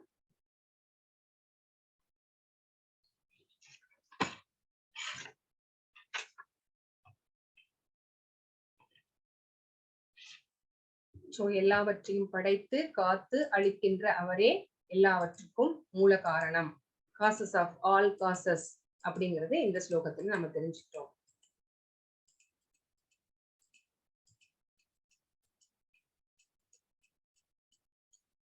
Hare Krishna, Hare Krishna, Hare Krishna, Krishna Krishna, Hare Hare, Hare Krishna, Hare Krishna, Krishna Krishna. பதம் 7 என்ன சொல்லுதுன்னா, மத்த பரதரம் நாண்ய கிஞ்சித் அஸ்தி தனஞ்சய மயி சர்ப்பம் இதம் புரோதம் சூத்ரே மணிகணாயிவ. சூத்ரே மணிகணாயிவ அப்படிங்கிறாரு. என்ன அர்த்தம் அப்படின்னா, மணிகணா ஒரு முத்துக்கள் கோர்க்கப்பட்ட ஒரு மாலை, சரிங்களா? அந்த மாலையை வந்து தாங்கி இருப்பது என்ன அப்படின்னா உள்ளே இருக்கிற அந்த கயிறு. அந்த கயிறு வந்து வெளியில தெரியாது, ஆனா அது தாங்கி நிற்கிறது அதுதான். ஒரு சின்ன ஒரு சிசர்ஸ் எடுத்து அதை கட் பண்ணி விடுங்க, அந்த மணிகள் எல்லாம் சரசர சரசரன்னு கீழே இறங்கி வந்துடும் இல்லைங்களா? அது வந்து தன்னிலை இழந்து விடும். அப்போ அந்த முத்துக்களை எல்லாம் இதுவரை தாங்கி நின்று கொண்டிருந்தது எது அப்படின்னா உள்ள இருந்த கண்ணுக்கு தெரியாத அந்த கயிறு. சூத்திரே மணிகனா இவ. சோ இப்போ பர்பட்ல என்ன சொல்றாங்கன்னு பார்க்கலாம். செல்வத்தை வெல்வோனே, என்னை விட உயர்ந்த உண்மை ஏதுமில்லை, நூலில் முத்துக்கள் கோர்க்கப்பட்டுள்ளது போல அனைத்தும் என்னையே சார்ந்துள்ளன. சோ பகவானை விட உயர்ந்த உண்மை அப்படிங்கிறது எதுவுமே இல்லை. எங்க என்னத்தெல்லாம் தேடி தேடி போய் பார்த்தாலும் கடைசியில வந்து நிக்கிறது கிருஷ்ணர் கிட்டதான். சோ அந்த மாதிரிதான் நான் அந்த உள்ள இருக்கிற நூல் மாதிரி இருக்கேன். நான் யாருக்குமே தெரிய மாட்டேன், ஆனா நான் தான் எல்லாத்தையுமே தாங்கி நிக்கிறேன் அப்படிங்கிறாரு. சோ இப்ப பாருங்க, கோள்கள் எல்லாமே வந்து சந்திரன் ஆகட்டும், சூரியன் ஆகட்டும், மற்ற கோள்கள் ஆகட்டும், தங்களுடைய அந்த ஆர்பிட்ல அப்படி சுத்தி வந்துட்டே இருக்கு. என்னைக்காவது ரெண்டு பிளானட் வந்து ஒண்ணு இடிச்சுச்சு அப்படின்னு நம்ம ஏதாவது ஆக்சிடென்ட் ஆயிடுச்சுன்னு நம்ம கேள்விப்பட்டிருக்கோமா? இல்ல, இல்லைங்களா? சோ பகவானுடைய அந்த படைப்பு அந்த மாதிரி அவ்வளவு பர்ஃபெக்ஷனோட இருக்கிறாரு பகவான். எல்லாத்தையும் படைச்சு காத்துட்டு இருக்கிறாரு. சோ அந்த மாதிரிதான் கோள்கள் எல்லாமே இயங்கிக் கொண்டிருக்கிறது, பிரபஞ்சங்கள் இயங்குகிறது. சோ எல்லாத்தையுமே தன்னுடைய கட்டுப்பாட்டுக்குள்ள வச்சிருக்கிறார். ஆனா பகவான் அப்படிங்கறத தன்னை வந்து வெளிப்படுத்திக்கிறது இல்ல. நான் தான் இதையெல்லாம் படைக்கிறேன், காக்கிறேன், அழிக்கிறேன் அப்படின்னு வந்து அவர் என்னைக்குமே வந்து சொல்லிக்கிறது கிடையாது. எப்படி இந்த முத்துக்களுக்கு உள்ளே இருக்கிற நூல் எப்படி வெளியில தெரியாம இருக்கிறதோ அதே மாதிரிதான் எல்லாத்துமே பகவானுடைய சக்தியினாலேயே வந்து அங்கங்க எல்லாமே நடந்துட்டு இருக்கு. ஆனா பகவான் அப்படி தன்னை வந்து வெளிப்படுத்திக் கொள்வது கிடையாது அப்படின்னு இந்த ஸ்லோகம் வந்து நமக்கு சொல்லுது. இதை எவ்வாறு பராமரிக்கிறார், சோ எப்படி எல்லாம் வந்து பராமரிக்கிறார் அப்படிங்கிறதுக்கு தான் இந்த விளக்கத்தை இந்த இடத்துல கொடுத்திருக்கிறாங்க. பரம்பொருள் உருவமா அருவமா என்பதை பற்றிய தர்க்கம் பொதுவாக இருந்து வருகிறது. பகவானுக்கு உருவம் இருக்கா இல்லையா அப்படிங்கிற ஒரு இது போயிட்டே இருக்கு. பகவத்கீதையை பொறுத்தவரை பூரண உண்மை புருஷோத்தமரான முழுமுதற் கடவுள் ஸ்ரீகிருஷ்ணரே. சோ முழுமுதற் கடவுள் அப்படிங்கிற பேர் யாருக்கு அப்படின்னு கேட்டா அது பகவான் கிருஷ்ணருக்கு மட்டும்தான். இது ஒவ்வொரு படியிலும் உறுதி செய்யப்படுகிறது. பூரண உண்மை ஒரு நபர் இந்த ஸ்லோகத்தில் குறிப்பாக வலியுறுத்தப்பட்டுள்ளது. இப்போ உருவமா அருவமா அப்படின்னு கேக்குறாங்க. நம்ம யார்கிட்ட இருந்து வந்தோம்? பகவான் கிட்ட இருந்து வந்தோம். நமக்கெல்லாம் உருவம் இருக்கும் போது பகவானுக்கும் கண்டிப்பாக உருவம் இருக்கும் தானே. இப்ப நம்மளுடைய சோர்ஸ் என்ன? நம்மளுடைய மூலம் என்ன? நம்மளுடைய அம்மா அப்பா. அவங்களுக்கு உருவம் இருக்கா இல்லையா? அப்ப அவங்களுக்கு உருவம் இருக்குன்னா நம்மளுக்கும் உருவம் இருக்கும் தானே. அப்ப எப்படி வந்து பகவானுக்கு வந்து உருவம் இல்லைன்னு சொல்ல முடியும்? அது முட்டாள்தனம் தானே. சோ அந்த மாதிரிதான் இந்த மாதிரியான ஒரு ஆர்குமெண்ட் போயிட்டு இருக்கு. சோ தயோ யத் உத்தரதரம் தத் அரூபம் அனாமயம் ய ஏதத் விதுர் அம்ருதா ஸ்தே பவந்தி அதே தரே துகம் ஏவா வியந்தி. இந்த ஜட உலகத்துல பிரபஞ்சத்தில் முதல் உயிர்வாழி யார் அப்படின்னு கேட்டா பிரம்மாவை தானே ஃபர்ஸ்ட் படைச்சார் தன்னோட நாபிக்கமலத்துல இருந்து. சோ பிரம்மாவே. அப்புறம் தேவர்கள், மனிதர்கள் மற்றும் மிருகங்களுக்கு மத்தியில் பரமனாக காணப்படுகிறார். ஆனால் பிரம்மாவிற்கு அப்பால் ஜட உருவம் இல்லாத அனைத்து ஜட களங்கத்திற்கும் அப்பாற்பட்ட உன்னதமானவர் உள்ளார். அவரை பற்றி அறிந்தவர்களும் உன்னதமானவர்களாகிறார்கள். ஆனால் அவரை அறியாதவர்களோ ஜட உலகில் துன்பங்களை அனுபவிக்கிறார்கள். சோ பகவானை பற்றி தெரியாதவர்கள், பகவான் இருக்கிறார் அப்படிங்கிறதையே நம்பாதவர்கள், அவங்க வந்து துன்பத்தை அனுபவிக்கிறார்கள். பகவானை பற்றி நன்கு தெரிந்து கொண்டவர்கள் எல்லாத்துக்கும் காரணம் பகவான் தான். நல்லது நடந்தாலும் கெட்டது நடந்தாலும் அவங்க வந்து ஏத்துக்கிறாங்க. ஏதோ பகவானுடைய கருணை இது வந்து ஏதோ இருக்கு இதுல, அதனாலதான் பகவான் இந்த துன்பத்தை எனக்கு கொடுத்திருக்கிறார். சோ அதை ஏத்துக்கிறேன், இது பகவானுடைய கிஃப்ட் அப்படின்னு ஏத்துக்கிறாங்க. சோ அதனால அவங்களுக்கு வந்து கஷ்டமோ கோபமோ வருத்தமோ எதுவும் இருக்கிறது கிடையாது. ஆனா மத்தவங்க பகவானை நம்பாதவர்கள் துன்பப்பட்டு கொண்டேதான் இருக்கிறார்கள் அப்படின்னு இங்க வந்து சொல்லப்பட்டிருக்கிறது. அரூபம் அப்படின்னா என்ன அர்த்தம் அப்படின்னா சொல்லிற்கு அருவவாதிகள் முக்கியத்துவம் கொடுக்கின்றனர். இந்த அரூபம் உருவமற்றதுல, அரூபம்னா நம்ம என்ன நினைச்சிட்டு இருந்தோம்? உருவம் இல்லாதது அப்படின்னு தான் நினைச்சிட்டு இருந்தோம். ஆனா அது கிடையாது அப்படின்னு வந்து சொல்றாங்க. உருவம் நித்தியமான உருவம் உடையது அப்படின்னு ஸ்வேதாஸ்வர உபனிஷத் வந்து சொல்கிறது. சோ இந்த ஜட கருத்துக்களின் இருளுக்கு அப்பாற்பட்ட திவ்யமான பரம புருஷ பகவானை நான் அறிவேன். அவன் அறிபவன் மட்டுமே பிறப்பு இறப்பு என்ற பந்தத்தினை கடக்க முடியும். சோ பகவானை பற்றி தெரிஞ்சுக்கிறதுனால நமக்கு என்ன நடக்கும் அப்படின்னு நம்ம பார்த்தோம் ஆல்ரெடி. அது மட்டும் கிடையாது, இன்னும் ஒண்ணு கூட சொல்றாங்க. நம்மளுக்கு வந்து 4 டிசீஸ் இருக்கு. என்னது? ஜன்ம மிருத்யு ஜரா வியாதி, பிறப்பு இறப்பு மூப்பு நோய். இதிலிருந்து விடுபடலாம் அப்படின்னு சொல்றாங்க. அப்போ இந்த பிறவி பெருங்கடலை, இந்த சம்சார பெருங்கடலை நம்ம வந்து கடந்து விடலாம் அப்படின்னு வந்து சொல்றாங்க. சோ ஞானத்தை விட முக்திக்கு வேறு வழி இல்லை. இதை தவிர நம்மளுக்கு முக்திக்கு வேறு வழி இல்லை அப்படின்னு இந்த இடத்துல சொல்லப்பட்டிருக்கிறது. சோ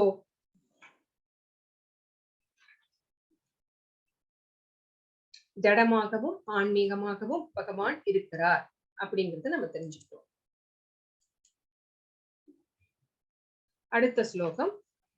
ரசோகம் அப்சு கௌந்தேய பிரபாமிஸ்ஸூயயோ பிரணவ சர்வ வேதேசு சப்தக்கே பௌருஷம் ருஷு. குந்தியின் மகனே, நானே நீரின் சுவையாகவும் சூரிய சந்திரர்களின் ஒளியும் வேத மந்திரங்களின் பிரணவ ஒளியுமாக இருக்கிறேன். ஆகாயத்தில் சப்தமாகவும் மனிதரில் திறமையாகவும் இருப்பது நானே அப்படிங்கிறாரு. சோ தண்ணிக்கு ஒரு டேஸ்ட் இருக்கு அப்படின்னா அது யாருனால அந்த டேஸ்ட கொடுத்தது யாரு அப்படின்னு கேட்டா பகவான் தான். சோ அந்த தண்ணீரோட அருமையை வந்து அந்த போர்க்களத்துல தாகத்துக்காக தவிக்கிறாங்க பாத்தீங்களா, அந்த போர் செஞ்சு உயிர் போக்குற நேரத்துல அவங்க கிட்ட கேட்டாதான் தண்ணீரினுடைய சுவையும் தண்ணீருடைய அருமையும் தெரியும். சோ அந்த மாதிரி தாகத்துல இருக்கிறவங்களுக்கு தான் அந்த தண்ணீரின் அருமை நம்மளுக்கு தெரியும். அதே மாதிரி சூரியனிடமிருந்து வருகின்ற வெளிச்சம், வெப்பம், அது எங்கிருந்து வருது? பகவானுடைய அந்த பிரம்ம ஜோதியிலிருந்து. சந்திரனுடைய ஒளி நம்மளுக்கு எப்படி இருக்கு? ரொம்ப குளிர்ச்சியா இருக்கு. அது எங்கிருந்து வருது? அதுக்கும் பகவான் தான் மூலம். வேத மந்திரங்களை ஃபர்ஸ்ட் மந்திரத்தை ஸ்டார்ட் பண்ணும்போது பிரணவ மந்திரம் ஓம் ஆரம்பிப்பாங்க. அது யாரு அப்படின்னு கேட்டா அதுவும் பகவான் தான். ஆகாயத்தில் சப்தமாக இருக்கிறேன். சோ அங்க ஆகாயத்துல சப்தமா இருக்கிறார் பகவான்.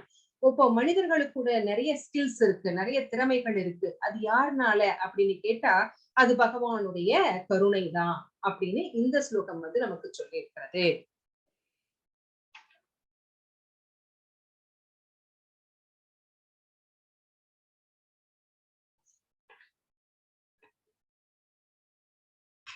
நம்ம வந்து பகவானை நேரடியா பார்க்க முடியாது. அப்போ அவருடைய சக்தியை தான் நம்ம புரிந்து கொள்ள முடியும். எப்படி புரிஞ்சுக்கிறது? ஒவ்வொரு டம்ளர் தண்ணி குடிக்கும் போதும் இது பகவானுடையது நன்றி சொல்லணும். பகவானுடைய அந்த காலையில சூரிய நமஸ்காரம் பண்ணும்போது இது பகவானுடைய ஒரு கண். நைட்டு சந்திரனை பார்க்கும் போது பகவானுடைய அந்த குளிர்ச்சியான கிரணங்களை நம்ம அனுபவிக்கும் போது இது பகவானுடைய இன்னொரு கண். சோ இப்படி எல்லாமே வந்து பிரணவ மந்திரத்தை நம்ம கேட்கும் போதெல்லாம் இதுல பகவான் இருக்கிறார். சோ ஒவ்வொருத்தருக்கும் ஒரு திறமை இருக்கும். சில பேர் நல்லா பாடுவாங்க, ஆடுவாங்க, நல்லா சமைப்பாங்க, எம்ப்ராய்டரி போடுவாங்க. இந்த மாதிரி நிறைய திறமைகள் இருக்கும். அதெல்லாம் யாருனால அப்படின்னு கேட்டா பகவான். சோ பகவானை நேரடியா பார்க்க முடியாது. ஆனா அவருடைய சக்திகளான இதன் மூலமா நம்ம வந்து அவரை நம்ம பார்க்க முடியும் அப்படின்னு இங்கிருந்து இந்த ஸ்லோகத்தின் மூலமாக தெரிஞ்சுக்கிறோம். சோ அவரது சக்தியை நாம் வணங்குறதுனால நமக்கு வந்து நம்மளை நாம் பக்குவப்படுத்த முடியும். நம்ம எங்க கிருஷ்ணர் இருக்கிறாரா, நான் பாக்குறேன் அப்படின்னு சேலஞ்சிங் எல்லாம் பண்ண முடியாது. ஏன்னா அவருடைய கருணை இருந்தால் மட்டும்தான் அவர் தம்மை நமக்கு வெளிப்படுத்துவார். He will reveal himself.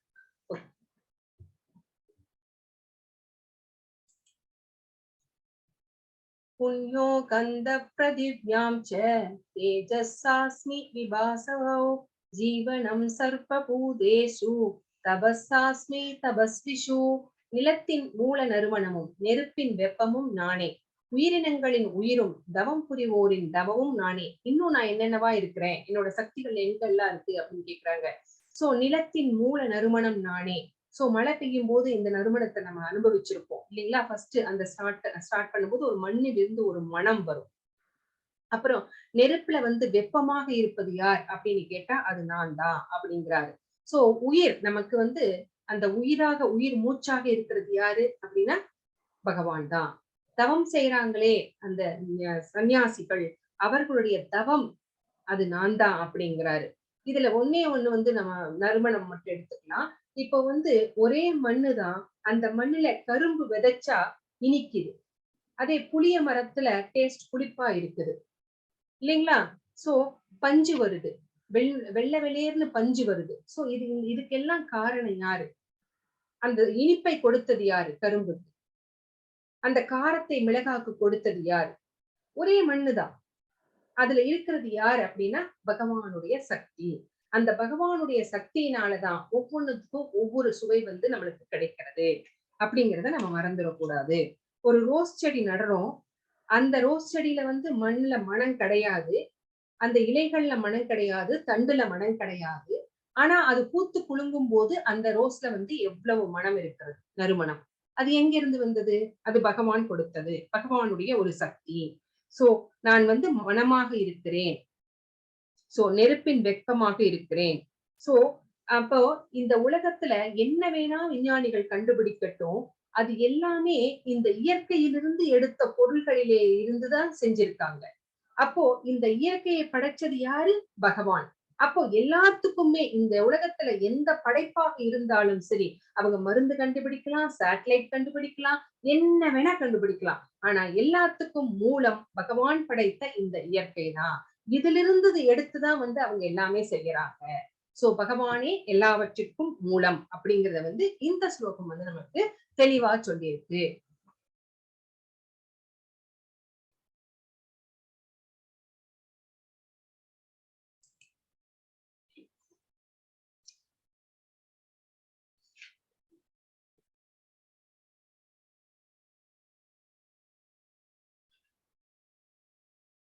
बीजं मां सर्वभूतानां विद्धि पार्थ सनातनं புத்திர்புத்திமதாமஸ்மி தேஜஸ்தேஜஸ்வினாமகம். பிதாவின் மகனே, எல்லா உயிரினங்களின் மூல விதையும், புத்திசாலிகளின் புத்தியும், பலசாலிகளின் பலமும் நானே என்பதை அறிவாயாக. இன்னும் நான் என்னென்னவா இருக்கிறேன் அப்படின்னு பகவான் சொல்லியிருக்கிறார். எல்லா உயிரினங்களுக்கும் மூல விதை அவரா வந்து பீஜம் இல்லைங்களா? பீஜம் மாம் சர்வ பூதானா, நானே எல்லாத்துக்கும் விதையளிக்கும் தந்தை அப்படிங்கிறாரு. சோ புத்திசாலிகளோட புத்தி அறிவு, அதுக்கு யார் காரணம்? பகவான் தான். பலசாலிகளுடைய பலம் யாரு? அதுவும் நான் தான் அப்படிங்கிறாரு. சோ இங்க இத்தனை விதமாக தன்னுடைய சக்திகளை வந்து என்னென்னவா இருக்கிறேன், என்ன நேரடியா பார்க்க முடியலன்னா கூட என்னுடைய சக்திகளின் மூலமாக வந்து நீங்க வந்து என்ன தரிசனம் பண்ணலாம் அப்படிங்கிறது தான் இங்கே பகவான் வந்து சொல்றது.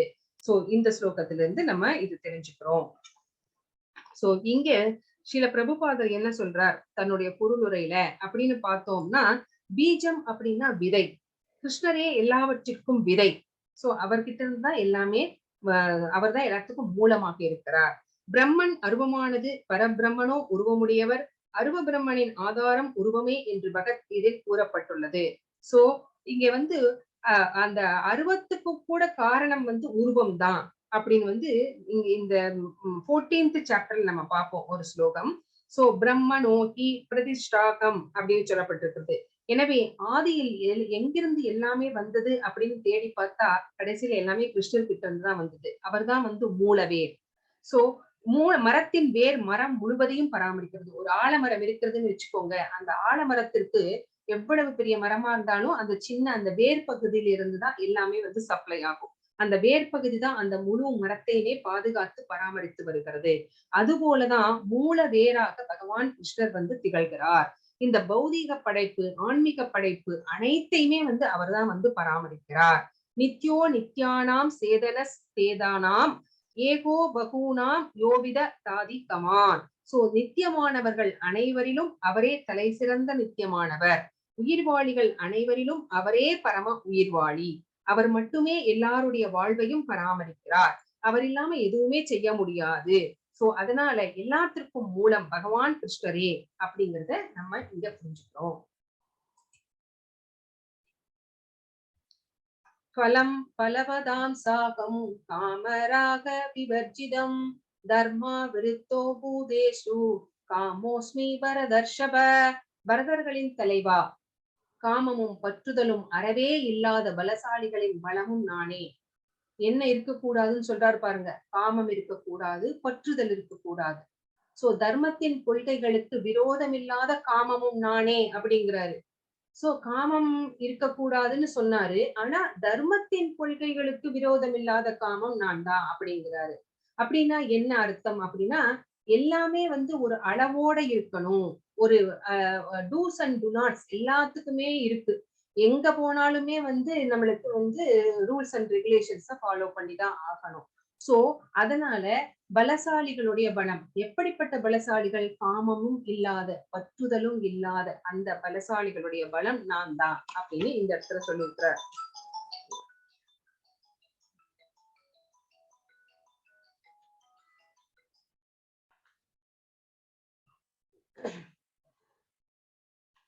சோ இங்க என்ன சொல்ல வரார் அப்படின்னு கேட்டா,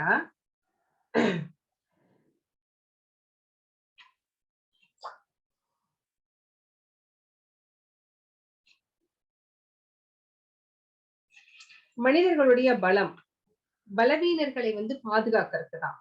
சோ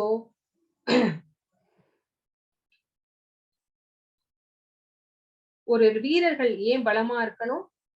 மக்கள் வந்து அவ்வளவு பலசாலிகளாக இருக்க மாட்டாங்க, அவங்கள பாதுகாக்கணும் அப்படிங்கிறதுக்காக தான். ஆனா அதையே வந்து அந்த பலசாலிகள் வந்து அராஜகத்திற்கு அவங்க வந்து யூஸ் பண்றாங்க. அதுக்கு சிறந்த எக்ஸாம்பிள் அப்படின்னு சொன்னா இப்ப நம்ம ஆஹ் அரசியல்வாதிகளை வந்து சொல்லலாம். சோ பலசாலிகளின் மனித பலம் அப்படிங்கறத வந்து பலவீனர்களை பாதுகாக்க, அராஜகத்திற்காக அல்ல. அதுபோல தர்மத்தின்படி காம வாழ்க்கை, எதுக்கு வந்து இந்த தர்மத்தின் கொள்கைகளுக்கு விரோதம் இல்லாத காமம் நானே அப்படின்னு ஏன் சொல்றார் அப்படின்னா, அது வந்து வேறு நோக்கங்களுக்காக அல்ல. எந்த நோக்கத்துக்காக அப்படின்னா அவங்களுடைய புலனின்பத்திற்காக அல்ல, கிருஷ்ண உணர்வுள்ள குழந்தைகளை பெற்றுக் கொள்வதற்காக.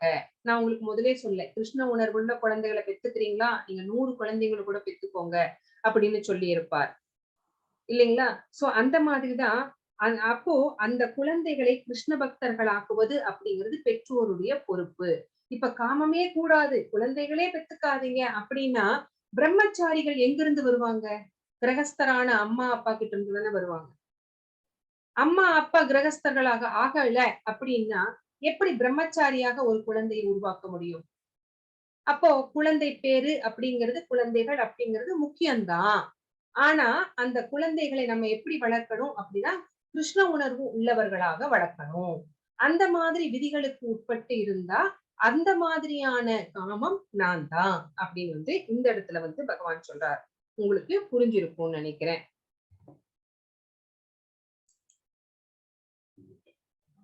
ये सैव सात्विका भावा राजसास्तामसास्यसे मत्त एवेदि तान् वित्ति नत्वकं ते सुदेवगी.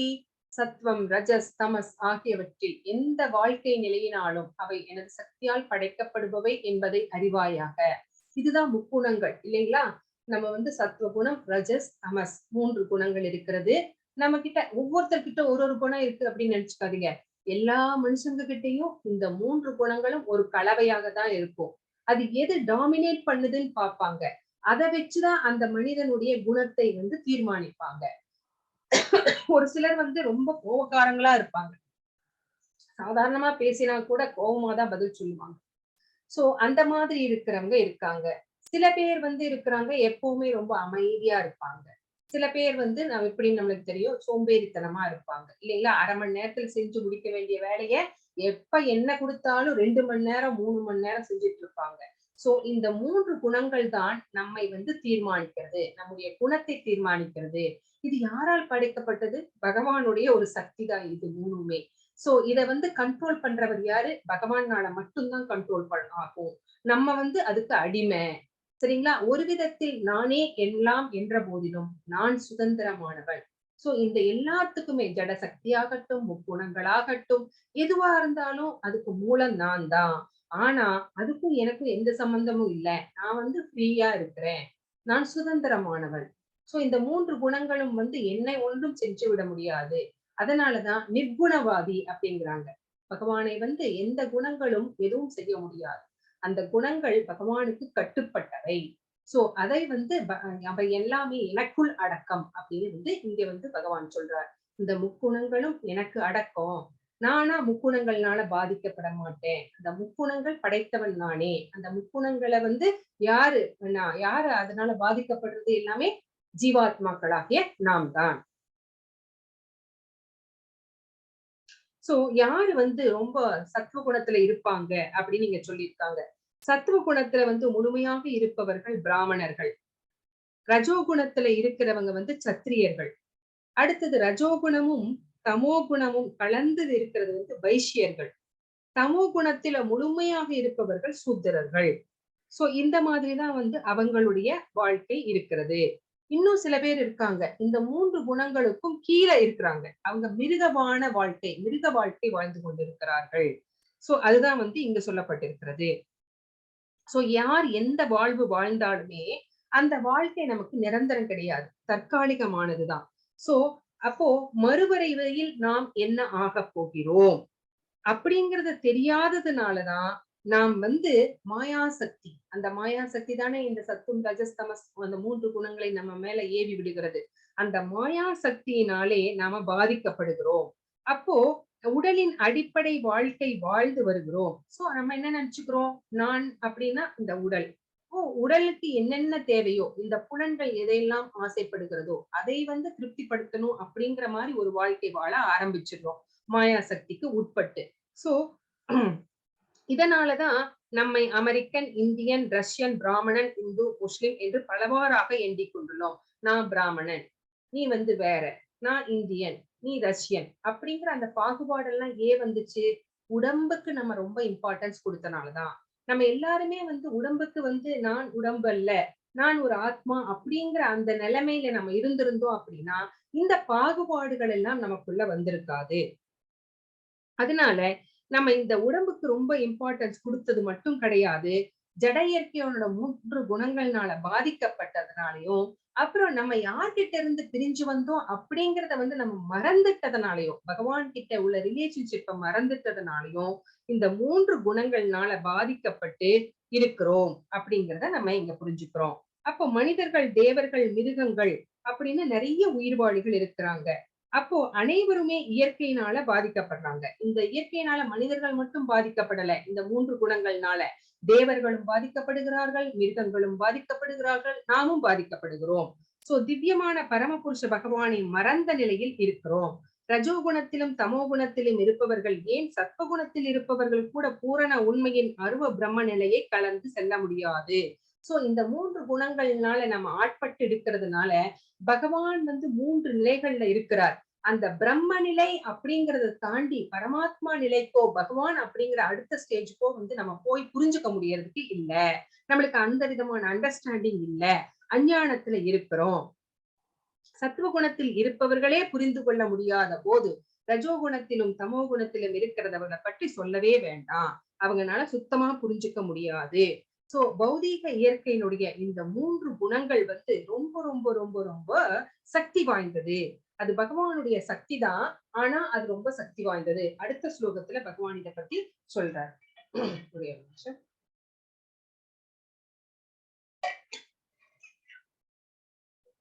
இது ரொம்ப முக்கியமான ஸ்லோகம்.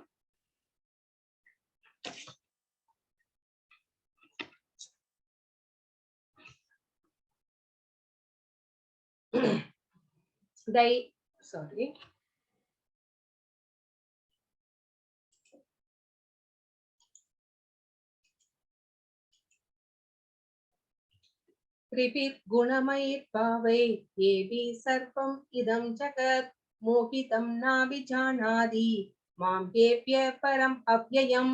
சத்துவம் ரஜஸ் தமஸ் என்னும் மூவகை குணங்களில் மயங்கி இருப்பதால் குணங்களுக்கு அப்பாற்பட்ட அழிவற்ற என்னை முழு உலகமும் அறியாது.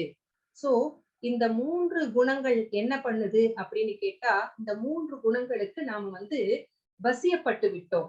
அந்த 3 குணங்களும் சேர்ந்து என்ன பண்ணுச்சு அப்படின்னா, நம்மை வந்து பகவானுக்கும் நமக்கும் நடுவுல ஒரு திரையை போட்டு விட்டது. அந்த திரையை போட்டதுனால பகவானை வந்து நம்மளால வந்து அறிந்து கொள்ள முடியவில்லை.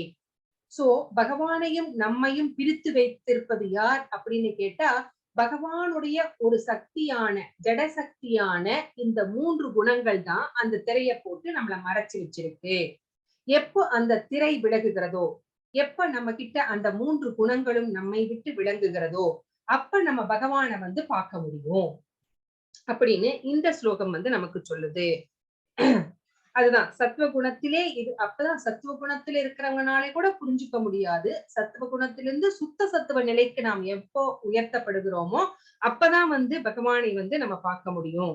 அது வரைக்கும் இந்த 3 குணங்களும் நம்மை ஆட்டுவித்துக் கொண்டே இருக்கிறது. சோ இதுக்கு நம்ம கட்டுப்பட்டு இருக்கிறோம். எப்போ இந்த கட்டுப்பாடுகளை நீக்க முடியும்? பகவானிடம் எப்ப நம்ம வந்து 100% சரணடைகிறோமோ அப்பதான் இதிலிருந்து நம்மனால வந்து விடுபட முடியும் அப்படின்னு இந்த 13வது ஸ்லோகம் நமக்கு சொல்கிறது. சோ இந்த 14வது ஸ்லோகம் என்ன சொல்கிறது? இதுதான் ரொம்ப இம்பார்ட்டன்ட் சொன்னேன். தைவி கேஷா குணமயி மம மாயா துரத்யயா மாம் ஏவ ஏ பிரபத்யந்தே மாயாம் ஏதாம் தரந்திதே. மம மாயா துரத்யயா. மம மாயா, மம அப்படின்னா என்னுடைய, மாயா அது என்னோட சக்தி தான். துரத்யா அப்படின்னா வெல்வதற்கு அரியது அப்படிங்கிறாரு. பகவானே ஒத்துக்கிறார். இதை வந்து வெல்வது அப்படிங்கிறது ரொம்ப கஷ்டம். சோ ஜட இயற்கையின் முக்குணங்களாலான எனது இந்த தெய்வீக சக்தி வெல்லுவதற்கு அரியது. ஆனால் என்னிடம் சரணடைந்தோர் இதனை எளிதில் கடக்கலாம். சோ இந்த முக்குணங்களை வந்து நம்ம வந்து கடந்து போகணும் அப்படின்னா நம்மளுக்கு ஒரே வழி பகவானை சரணடைவது மட்டும்தான். சோ இந்த மாயா சக்தி பகவானுடைய சக்தி துரத்யா வெல்லுவதற்கு அரியது. சோ இங்க என்ன சொல்றார் அப்படின்னா ஜீவாத்மாக்கள் யாரு? பகவானுடைய உயர்ந்த சக்தி. சோ இந்த உயர்ந்த சக்தியை வந்து நம்ம களங்கப்பட்டு விட்டோம். ஏன்? இயற்கையோட நம்ம சம்பந்தம் வச்சுக்கிட்டோம், பௌதீகத்துல வந்து பிறந்துட்டோம், அதனால நம்ம பந்தப்பட்டவர்களாக மாறிட்டோம், களங்கம் அடைந்து விட்டோம். எனவே கட்டுண்ட ஆத்மாவை வந்து என்ன சொல்றாங்க? நித்தியபத்தா அப்படிங்கிறாங்க. நம்மள எல்லாம் நித்தியபத்தா அப்படிங்கிறாங்க. ஏன் அப்படின்னு கேட்டா நாம இங்க வந்து கட்டுண்டு கிடக்கிறோம். சோ அவன் இந்த ஜட இயற்கையினுள் கட்டுண்ட நாள் இதுதான். சரி, இந்த மாதிரி கட்டுண்டு எப்ப எத்தனை காலமா இருக்கிறோம் அப்படின்னா நமக்கு தெரியாது. எத்தனையோ கோடி கோடி ஜென்மங்களாக நம்ம இப்படிதான் கட்டுண்டு கிடக்கிறோம். அதனாலதான் நம்மள நித்தியபத்தா அப்படிங்கிறாங்க. நித்தியமாக நீங்கள் வந்து இந்த மாதிரி மயங்கி கிடக்கிறீங்க அப்படின்னு இங்க சொல்லப்பட்டிருக்கிறது. கட்டுண்டவர்கள், நித்தியமாக கட்டுண்டவர்கள், கண்டிஷன்டு சோல்ஸ் அப்படின்னு சொல்றாங்க. ஆகவே ஜட இயற்கை ஒரு கீழ்நிலை சக்தி, ஜீவாத்மா ஒரு உயர்ந்த சக்தி நம்ம. ஆனாலும் வெல்ல முடியாத உன்னத விருப்பத்தின் அடிப்படையில் செயல்படுவதால் அதன் பிணைப்பிலிருந்து ஒரு உயிர்வாழி விடுபடுவதென்பது கடினம். சோ நமக்கு வந்து இந்த பௌதிகம்தான் வாழ்க்கை, இதுலதான் சந்தோஷம் அப்படின்னு தப்பா புரிஞ்சுட்டு இங்கேயே உழன்று கொண்டிருக்கிறதுனால நம்ம இதுக்குள்ள மாட்டிக்கிட்டோம். அதனால இதிலிருந்து விடுபடுவது அப்படிங்கிறது ரொம்ப ரொம்ப கடினம் அப்படின்னு இங்க சொல்லியிருக்கிறாங்க. மாயாம் து பிரகிருதிம் வித்யான் மாயினாம் து மகேஸ்வரம். மாயை அதாவது இந்த பகவானுடைய அந்த சக்தி பொய்யானதோ தற்காலிகமானதோ, இதன் பின்னணியில் மகேஸ்வரன் எனப்படும் பரம அதிகாரியும் பரம மந்திரவாதியுமான முழு முதற் கடவுள் உள்ளார். சோ இந்த மமமாயா, இந்த மமமாயா அப்படிங்கிற அந்த தெய்வீக சக்திக்கு பின்னாடி இருப்பவர் யார் அப்படின்னு கேட்டா மகேஸ்வரனான முழுமுதற் கடவுளான பகவான் கிருஷ்ணர் தான் அப்படின்னு ஸ்வேதாஸ்வதர உபனிஷத் சொல்கிறது. அப்போ இங்க குண என்ற சொல் இன்னொரு குணத்துக்கு இங்க குணமயி அப்படின்னு, குணம் அப்படின்னா இன்னொரு பொருள் கூட இருக்கிறது. என்ன அப்படின்னா கயிறு அப்படின்னு அர்த்தம். அந்த கயிறு எதுக்கு பயன்படும்? கட்டுறதுக்கு தானே பயன்படும். சோ நம்ம வந்து கட்டி போட்டுருச்சு, கட்டுண்ட ஆத்மாவா மாறிட்டோம். மாயையின் கயிறுகளால் இறுக்கமாக கட்டப்பட்டிருக்கிறோம். சோ கைகளும் கால்களும் கட்டப்பட்ட மனிதனை வந்து தன்னைத்தானே விடுவித்துக் கொள்ள முடியுமா? முடியாது. அப்போ யார் வந்து கட்டப்படாம இருக்கிறாங்களோ, யார் ஃப்ரீயா இருக்கிறாங்களோ அந்த மாதிரி இருக்கிற ஒரு நபர் தான் நம்மளை வந்து கட்டி போட்டிருக்கிற நம்மளை வந்து விடுவிக்க முடியும், இந்த கட்டுகள்ல இருந்து உதவ முடியும். அப்போ யார் அது அப்படின்னு கேட்டா கட்டுண்டவன் மற்றொரு கட்டுண்ட நபருக்கு உதவ முடியாது. அப்போ காப்பாற்றுபவன் முக்தி பெற்றவனாக இருக்க வேண்டும். சோ மோட்சம் அடைந்தவனாக, முக்தி பெற்றவனாக இருக்க வேண்டும். முக்தி கிடைச்சிருந்தாதான். அப்போ யார் அது அப்படின்னு கேட்டா பகவான் ஒண்ணு, பகவான் கிருஷ்ணராலதான் காப்பாற்றப்படணும், இல்லைன்னா ஆன்மீக குருவுனால நம்ம காப்பாற்றப்பட வேண்டும். இந்த 2 பேரு தான் இந்த கட்டுண்ட சோல்ஸ விடுவிக்க கூடிய சக்தி படைத்தவர்கள். இவர்கள் முக்தி அடைந்தவர்கள். இவர்களால மட்டும்தான் நம்மள இந்த மாயா சக்தியிலிருந்து காப்பாற்ற முடியும். சோ ஆன்மீக குரு பகவான் கிருஷ்ணர் இப்படி ரெண்டு, அதுவும் எப்படிப்பட்ட ஆன்மீக குரு, அங்கீகாரம் பெற்ற ஒரு உயர் அதிகாரி. சோ டிசிப்ளிக் சக்சஷன்ல வந்தவர், பாரம்பரியத்திலிருந்து வந்தவர்னால மட்டும்தான் நம்மளை காப்பாற்ற முடியும். சோ அத்தகைய உயர் உதவியின்றி பௌதீக இயற்கையின் பிணைப்புகளிலிருந்து எவரும் விடுதலை பெற முடியாது. நம்மளுக்கு இதுல இருந்து ஃப்ரீடம் கிடைக்காது. அந்த 2 பேர்னால மட்டும்தான் கிடைக்கும்.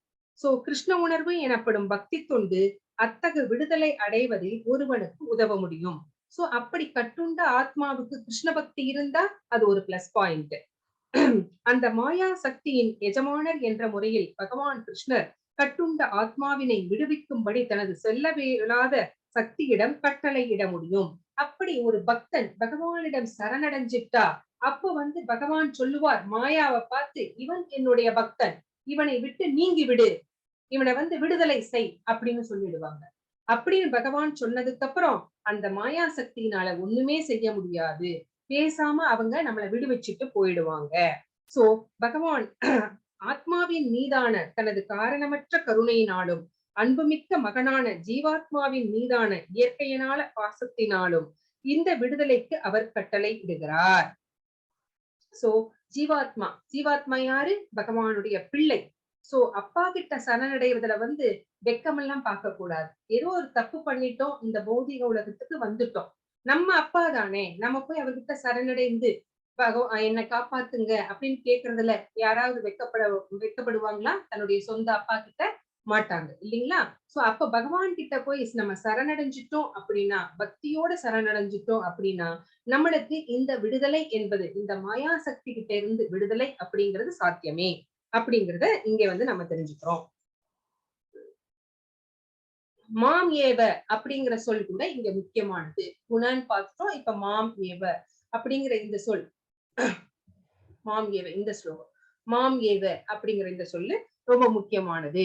சோ இது எதை குறிக்கிறது அப்படின்னா, மாம் அப்படிங்கிறது விஷ்ணுவை குறிக்கிறது. சோ பிரம்மா சிவனை குறிப்பது அல்ல. பிரம்மாவும் சிவனும் மிகவும் உயர்ந்த நபர்கள் என்ற போதிலும் கூட, விஷ்ணுவின் நிலையில் இருப்பவர்கள் என்ற போதிலும், ரஜோதமோ குணங்களின் அவதாரங்களான இவர்களால் கட்டுண்ட ஆத்மாவை மாயையின் பிணைப்பிலிருந்து விடுவிக்க முடியாது. பகவான் கிருஷ்ணர்னால மட்டும்தான் இந்த முக்குணங்களிலிருந்து நம்மை விடுவிக்க முடியும். சிவபெருமானாலேயோ பிரம்மானாலேயோ முடியாது.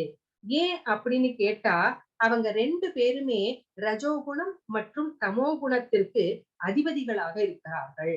அப்போ அவங்க கிட்ட இருந்து நம்மளால விடுதலை கோர முடியுமா? கோர முடியாது. இன்னும் வேற விதமாக கூடினால், அவர்கள் மாயையின் தாக்கத்தில் உள்ளவர்கள். நம்மள மாதிரிதான் அவங்களும் மாயையினுடைய கட்டுப்பாட்டுக்குள் இருக்கிறார்கள். சோ விஷ்ணு மட்டுமே மாயைக்கு எஜமானராக இருக்கிறார். சோ அவரால மட்டுமே ஒரு ஆத்மாவினை அந்த மாயையின் பிடியிலிருந்து விடுவிக்க முடியும். சோ தம் ஏவ விதித்வா, கிருஷ்ணரை அறிந்தால் மட்டுமே முக்தி சாத்தியம். சோ பகவானை அறிந்து கொள்வதனால் மட்டுமே நாம் முக்தியை அடைய முடியும் அப்படின்னு வேத வாக்கியம் ஸ்வேதாஸ்வதர உபனிஷத் சொல்லுகிறது. விஷ்ணுவின் கருணையினால் மட்டுமே முக்தி சாத்தியமாகும் அப்படிங்கிறத இங்கே நம்ம தெரிஞ்சுக்கிறோம். அடுத்த ஸ்லோகம் என்ன சொல்கிறது அப்படின்னு பார்க்கலாம். இந்த ஸ்லோகம் 15வது ஸ்லோகம். நம்ம முதல்ல பார்த்தோம், இதுல யாரெல்லாம் பகவானிடம் சரணடைய மாட்டார்கள், எப்படிப்பட்ட மக்கள் பகவான் கிட்ட சரணடைய மாட்டார்கள். 4 பேர் சரணடைவாங்க அப்படின்னு பார்த்தோம். இன்னும் 4 பேர் சரணடைய மாட்டார்கள் அப்படின்னு நம்ம பார்த்தோம். சோ யார் சரணடையாதவர்கள் யார் அப்படின்னு பார்த்தா, நமாம் துஷ்கிருதினோ மூடா பிரபத்யந்தே நராதமா மாயையா பக்ருத ஞானா ஆசூரம் பாவமாஸ்ரிதா. சோ சற்றும் அறிவற்ற மூடர்களும், மூடா மனிதரில் கடைநிலையோரும், நராதமா மூடா நராதமா மாயையால் அறிவு கவரப்பட்டவர்களும், மாயையா பக்ருத ஞானா அசுரரின் நாத்திகத்தன்மையை ஏற்றவர்களும், ஆசூரம் பாவம். சோ இந்த மாதிரியான 4 வகையான மக்கள், துஷ்டர்கள் என்னிடம் சரணடைவது இல்லை அப்படிங்கிறாரு பகவான். சோ பகவானுடைய அந்த தாமரை பாதங்கள்ல சரணடைவதன் மூலம் நம்ம இந்த ஜட இயற்கையினுடைய விதிகளை எளிமையாக வெல்ல முடியும் அப்படின்னு பகவத்கீதை சொல்கிறது. சோ கிருஷ்ணருடைய தாமரை திருவடிகள்ல யாரெல்லாம் சரணடைகிறாங்க அப்படின்னா, கற்றறிந்த அறிஞர்கள், விஞ்ஞானிகள், தொழிலதிபர்கள், ஆட்சியர்கள், சாதாரண மக்களின் தலைவர்கள் வந்து சரணடைவது கிடையாது. அப்போ யாரெல்லாம் வந்து சரணடைகிறாங்க அப்படிங்கறது அது அப்புறமா பார்க்கலாம். யாரு சரணடைய மாட்டார்கள் அப்படின்னு பார்த்தா, இப்போ இருக்கிற புத்திசாலி தலைவர்கள், ஆட்சியாளர்கள், தொழிலதிபர்கள், விஞ்ஞானிகள், கற்றறிந்த அறிஞர்கள். சோ இத வந்து 4ஆ பிரிக்கிறாங்க. யார் அப்படின்னு கேட்டா, திட்டமிடும் நாத்திகர்கள் இங்கே துஷ்கிருதின, துஷ்டர்கள், தீயவர்கள் அப்படின்னு சொன்னால குறிக்கப்படுகிறார்கள். அப்போ துஷ்கிருதினோ, கிருதி, இக்ருதி அப்படின்னா என்ன அர்த்தம் அப்படின்னா, புகழத்தக்க செயல்களை செய்தவர் அப்படின்னு தப்பா கொடுத்திருக்காங்க. துஷ்டர்கள், செய்யாதவர்கள். திட்டமிடும் நாத்திகர்கள் சில சமயங்களில் மிக புத்திசாலித்தனமாகவும் புகழத்தக்க செயல்கள் செய்பவர்களாகவும் உள்ளனர். சோ இங்க துஷ்கிருதினர்கள் அப்படின்னு சொல்லப்படுறாங்க. ஆனா இந்த துஷ்டர்கள் சில சமயங்கள்ல புகழத்தக்க செயல்கள் செய்கிறார்கள் அப்படின்னு இந்த இடத்துல சொல்லியிருக்கிறாங்க. அவங்க சில பேர் வந்து புத்திசாலிகளாகவும் இருக்கிறார்கள் அப்படின்னு இங்க சொல்லியிருக்கிறாங்க. சோ ஜடசக்தி, பகவானுடைய ஜடசக்தி பரமபுருஷரின் முழுமையான வழிகாட்டுதலின் கீழ் இயங்குவதாக கீதையில் சொல்லப்பட்டிருக்கிறது. பகவானுடைய ஜடசக்திங்கிறது என்னென்ன அப்படின்னு பார்த்தோம். அந்த ஜடசக்திகள் எல்லாமே பகவானுடைய கட்டளைக்கு கீழ்ப்பட்டு இயங்கிக் கொண்டிருக்கிறது. அதுக்கு வந்து சுதந்திரம் கிடையாது, அதிகாரம் கிடையாது. பகவான் என்ன சொல்றாரோ அதை வந்து செய்யும். சோ பொருளின் அசைவிற்கேற்ப நிழல் அசைவது போல, அதுக்கு ஒரு எக்ஸாம்பிள் கொடுத்திருக்காங்க. நம்முடைய நிழல் எப்படி, நாம் அசைந்தால் அது அசையும். நம்ம இந்த கையை தூக்கினா அதுவும் தூக்கும், காலை மடக்கினா அதுவும் மடக்கும். அந்த மாதிரிதான் அந்த ஜடசக்தி அப்படிங்கிறது பகவான் என்ன சொல்றாரோ அதற்கு ஏற்ப இயங்குகிறது அப்படின்னு சொல்றாங்க. அந்த எக்ஸாம்பிள் கொடுத்திருக்காங்க. இப்ப அந்த 4 வகையான மக்கள் யார் பகவானிடம் சரணடைய மாட்டார்கள் அப்படின்னு பார்த்தோம்னா, மூடர்கள். மூடர்கள் அப்படின்னா யார சொல்றாங்க அப்படின்னா, கடினமாக உழைக்கக்கூடியவர்கள்.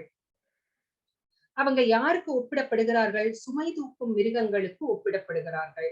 அதுல முக்கியமானது எது அப்படின்னு கேட்டா கழுதை. அதுக்கு வந்து அவங்க அப்படிப்பட்டவர்கள் உழைப்பின் பலன்களை வந்து தாமே அனுபவிக்க விரும்புகிறார்கள். அத வந்து பகவானோட வந்து பங்கு போட்டுக்கணும் அப்படின்னு அவங்க நினைக்கிறது கிடையாது. அப்போ சுமை தூக்கும் மிருகத்திற்கு மிகச்சிறந்த உதாரணம் கழுதை. அது என்ன பண்ணுது? அது அவனுடைய எஜமானன் வந்து அதை நன்றாக வேலை வாங்குகிறான். அவருக்காக இரவு பகலாக அது உழைத்துக் கொண்டே இருக்கிறது. ஆனா ஒரு கத்த புல் போதும் அதனுடைய வயிற்றை நிரப்பிக் கொள்வதற்காக. ஆனா அது தெரியாம அவங்கிட்ட அடிபட்டு மிதிப்பட்டு சுமை தூக்கி அது வந்து பயந்துகிட்டே அவங்கிட்ட எல்லா வேலையும் செஞ்சுக்கிட்டே இருக்கிறது. சோ அது வந்து சில சமயங்களில் வந்து இந்த மாதிரி முட்டாள்தனமான நிலை. இந்த முட்டாள் மக்களுடைய நிலைமை எப்படி? இந்த மாதிரி கழுதை மட்டும் கிடையாது, மனிதர்களும் இருக்கிறார்கள். யாருக்காக உழைக்கிறோம்? இரவு பகலாக உழைக்கிறார்கள். அவங்களுக்கு சாப்பிட நேரம் இல்லை, தூங்க நேரம் இல்லை, குடும்பத்தோட செலவு பண்றதுக்கு நேரம் இல்லை. சோ யாரோ ஒரு எஜமானருக்காக அவர்கள் உழைத்துக் கொண்டே இருக்கிறார்கள். அப்படிப்பட்ட மனிதர்கள் இருக்கிறார்கள் தானே.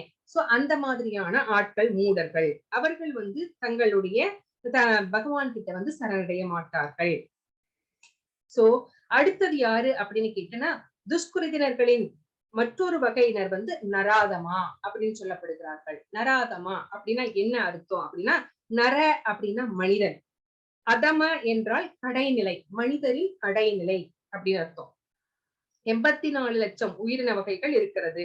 அவற்றில் நாகரீகம் அடையாத கீழ்நிலை மனிதர்கள் இருக்கிறாங்க. அப்போ சமூகம், மதம், அரசியல், ஒழுக்கமான கொள்கை உடையவர்கள் நாகரிகமான கருதப்படுகிறார்கள். இதுல எல்லாம் நாகரிகமா இருக்கிறாங்க. ஆனா சமூகத்திலும் அரசியலிலும் முன்னேற்றம் இருக்கிறது. ஆனா மத கோட்பாடுகள் இல்லை. அவர்களுக்கு பக்திங்கிறது இல்ல. மதம்னா என்னன்னு தெரியாது. மதம் அப்படின்னா இந்து மதம், முஸ்லிம் அதெல்லாம் கிடையாது. தர்மம். அந்த தர்மம்னா என்னன்னு தெரியாது. அப்படிப்பட்ட மக்கள் தான் நராதமர்கள் அப்படின்னு சொல்லப்படுகிறார்கள். சோ இப்படி இருக்கிறவர்கள் கூட பகவானிடம் வந்து சரணடைவது கிடையாது. சோ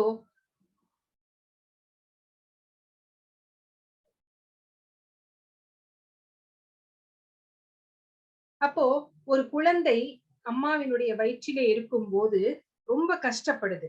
அப்போ அங்க என்ன பண்ணுது, பகவான் கிட்ட வேண்டிக்குது, நான் வெளியில வந்ததுக்கு அப்புறமா மாயையினால் பாதிக்கப்படும் இந்த நான் எப்பவுமே உங்களையே வணங்கி கொண்டிருப்பேன், உங்களை என்னைக்குமே நான் மறக்க மாட்டேன் அப்படின்னு பிரார்த்தனை பண்ணிக்குது. என்ன இந்த கஷ்டத்துல இருந்து விடுபடுங்க, இங்க இங்க எனக்கு ரொம்ப இருட்டா இருக்குது, எனக்கு பயமா இருக்குது அப்படின்னு வேண்டுது குழந்தை. ஆனா வெளியில வந்ததுக்கு அப்புறம் பகவானை மறந்துடுது. அப்போ அப்படிப்பட்ட உறங்கிக் கொண்டிருக்கிற மனநிலையில் இருக்கிற அந்த குழந்தைகளுக்கு தெய்வீக உணர்வை நாம என்ன பண்ணணும், எழுப்பணும். அதை பெற்றோரின் கடமை. அப்போ மதத்தை பத்தி நிறைய விஷயங்கள் மனுஸ்மிருதி, அப்புறம் நிறைய விஷயம் நிறைய நம்முடைய சாஸ்திரங்கள்ல சொல்லப்பட்டிருக்கிறது. அது எல்லாமே நம்முடைய மனதை தூய்மைப்படுத்தும். நிறைய சடங்குகளும் இருக்கிறது. சோ வர்ணாசிரம முறை இருக்கிறது.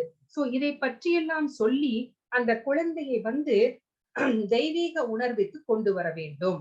ஆனா இந்த காலத்துல கலியுகத்துல 99.9% நாம எல்லாருமே நராதமர்களாகத்தான் இருக்கின்றோம். ரொம்ப கஷ்டமா இருக்கு இல்லையா, இத்தனை பேர் நராதமர்களாக இருப்பது அப்படிங்கிறது. சோ தெய்வீக குருவாக அவதாரம் செய்த பகவான் நித்யானந்த பிரபு முற்றிலும் நராதமர்களாக வாழ்ந்த ஜகாய் மதாய் என்ற சகோதரர்களை விடுவித்தார். ஜகாய் மதாய் கதை உங்களுக்கு எல்லாம் தெரியும் இல்லைங்களா? அவங்க கிட்ட இல்லாத கெட்ட பழக்கமே கிடையாது. ஆனா அவங்களுக்கும் கூட நித்யானந்த பிரபு என்ன பண்ணினார் அப்படின்னா, அவங்களுக்கும் கருணை காமிச்சு அவங்களையும் பக்தர்களாக மாற்றினார். சோ அதே மாதிரிதான் பகவான் கருணை இருந்தா, நம்ம 99.9% இருந்தா கூட பகவான் நம்மளுக்கு ஒரு நல்ல வழியை காண்பிக்க முடியும். சோ இந்த ஸ்பிரிச்சுவல் ப்ராக்ரஸ்ல அப்படிங்கறத நம்ம தெரிஞ்சுக்கிறோம். சோ அடுத்த வகையினர் இருக்கிறாங்க, மூன்றாவது வகை.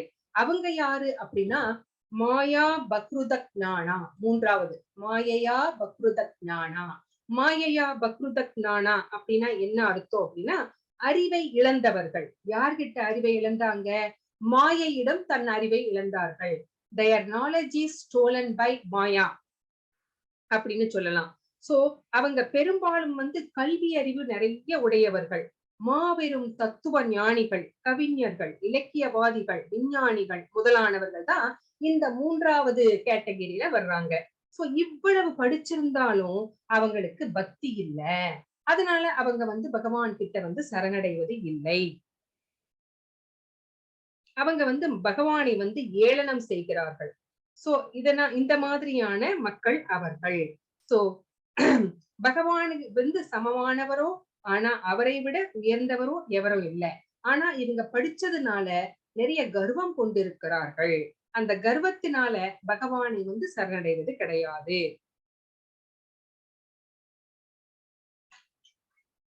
அடுத்தது நான்காவது யாரு அப்படின்னு கேட்டீங்கன்னா ஆசுரம் பாவம் ஆஸ்ரிதா. சோ இது என்ன சொல்கிறது அப்படின்னா, இத்தகையவர்கள் வெளிப்படையான நாத்திகவாதிகள். இவர்கள் நாத்திகவாதிகள், சரிங்களா? இவர்களில் சிலர் முழுமுதற் கடவுள் ஜட உலகில் வருவது அசாத்தியம். சோ இந்த உலகத்துக்கெல்லாம் பகவான் வரமாட்டார், அப்படி நீங்க சொல்றதெல்லாம் போய் அதெல்லாம் நம்ப முடியாது அப்படின்னு வாதிக்கிறாங்க. அது எப்படி சாத்தியம் அப்படின்னு, ஏன் அது அசாத்தியம், ஏன் கடவுள் இந்த உலகத்துக்கு வரமாட்டார் அப்படின்னு சொல்றாங்க அப்படின்னு நம்ம திருப்பி கேட்டோம்னு வச்சுக்கோங்க, அதுக்கு அவங்க சரியான பதில் தரமாட்டேங்கிறாங்க. சோ இப்படிப்பட்டவர்களும் இருக்கிறார்கள். சோ கிருஷ்ணரை அருவ பிரம்மனுக்கு கீழ்ப்பட்டவர்களாக ஆக்குகின்றனர். அவரை ரொம்ப தாழ்த்தி பேசுறாங்க. எதை விடவும் தாழ்த்தி, அருவ பிரம்மனை விட, அந்த ஜோதி வடிவிலான அந்த அருவ பிரம்மனை விட தாழ்த்தி பேசுகிறார்கள். சோ புருஷோத்தமரான முழுமுதற் கடவுள் மேல அவங்களுக்கு பொறாமை உள்ளது. சோ அதனால அவன் உங்க கிருஷ்ணர் தான் கடவுளா, வேற எல்லாம் கடவுள் இல்லையா அப்படின்னு நிறைய நிறைய போலி அவதாரங்களை அவர்கள் காண்பிப்பார்கள். கடவுளை எதிர்த்து பேசுவதை மட்டுமே அவர்கள் குறிக்கோளாக, வாழ்க்கையின் நோக்கமாகவே வச்சிருக்காங்க. அப்படிப்பட்டவர்கள் பகவானிடம் சரணடைய முடியாது. சோ இந்த ஸ்லோகம் நமக்கு என்ன சொல்கிறது? முழு முட்டாள்கள், மனிதரில் கடைநிலையில் இருப்பவர்கள், மாயையால் அறிவிழந்தவர்கள், நாத்திக கொள்கையாளர்கள். சோ இவங்க யாருமே பகவானுடைய சாஸ்திரா என்ன சொல்கிறதோ அதை கேட்க மாட்டாங்க, அதிகாரிகள் அதாவது ஆச்சாரியர்கள் சொல்கின்ற உபதேசங்களையும் கேட்க மாட்டாங்க. அப்போ பகவானுடைய அந்த புருஷோத்தமருடைய தாமரை பாதங்களிலும் சரணடைய மாட்டார்கள்.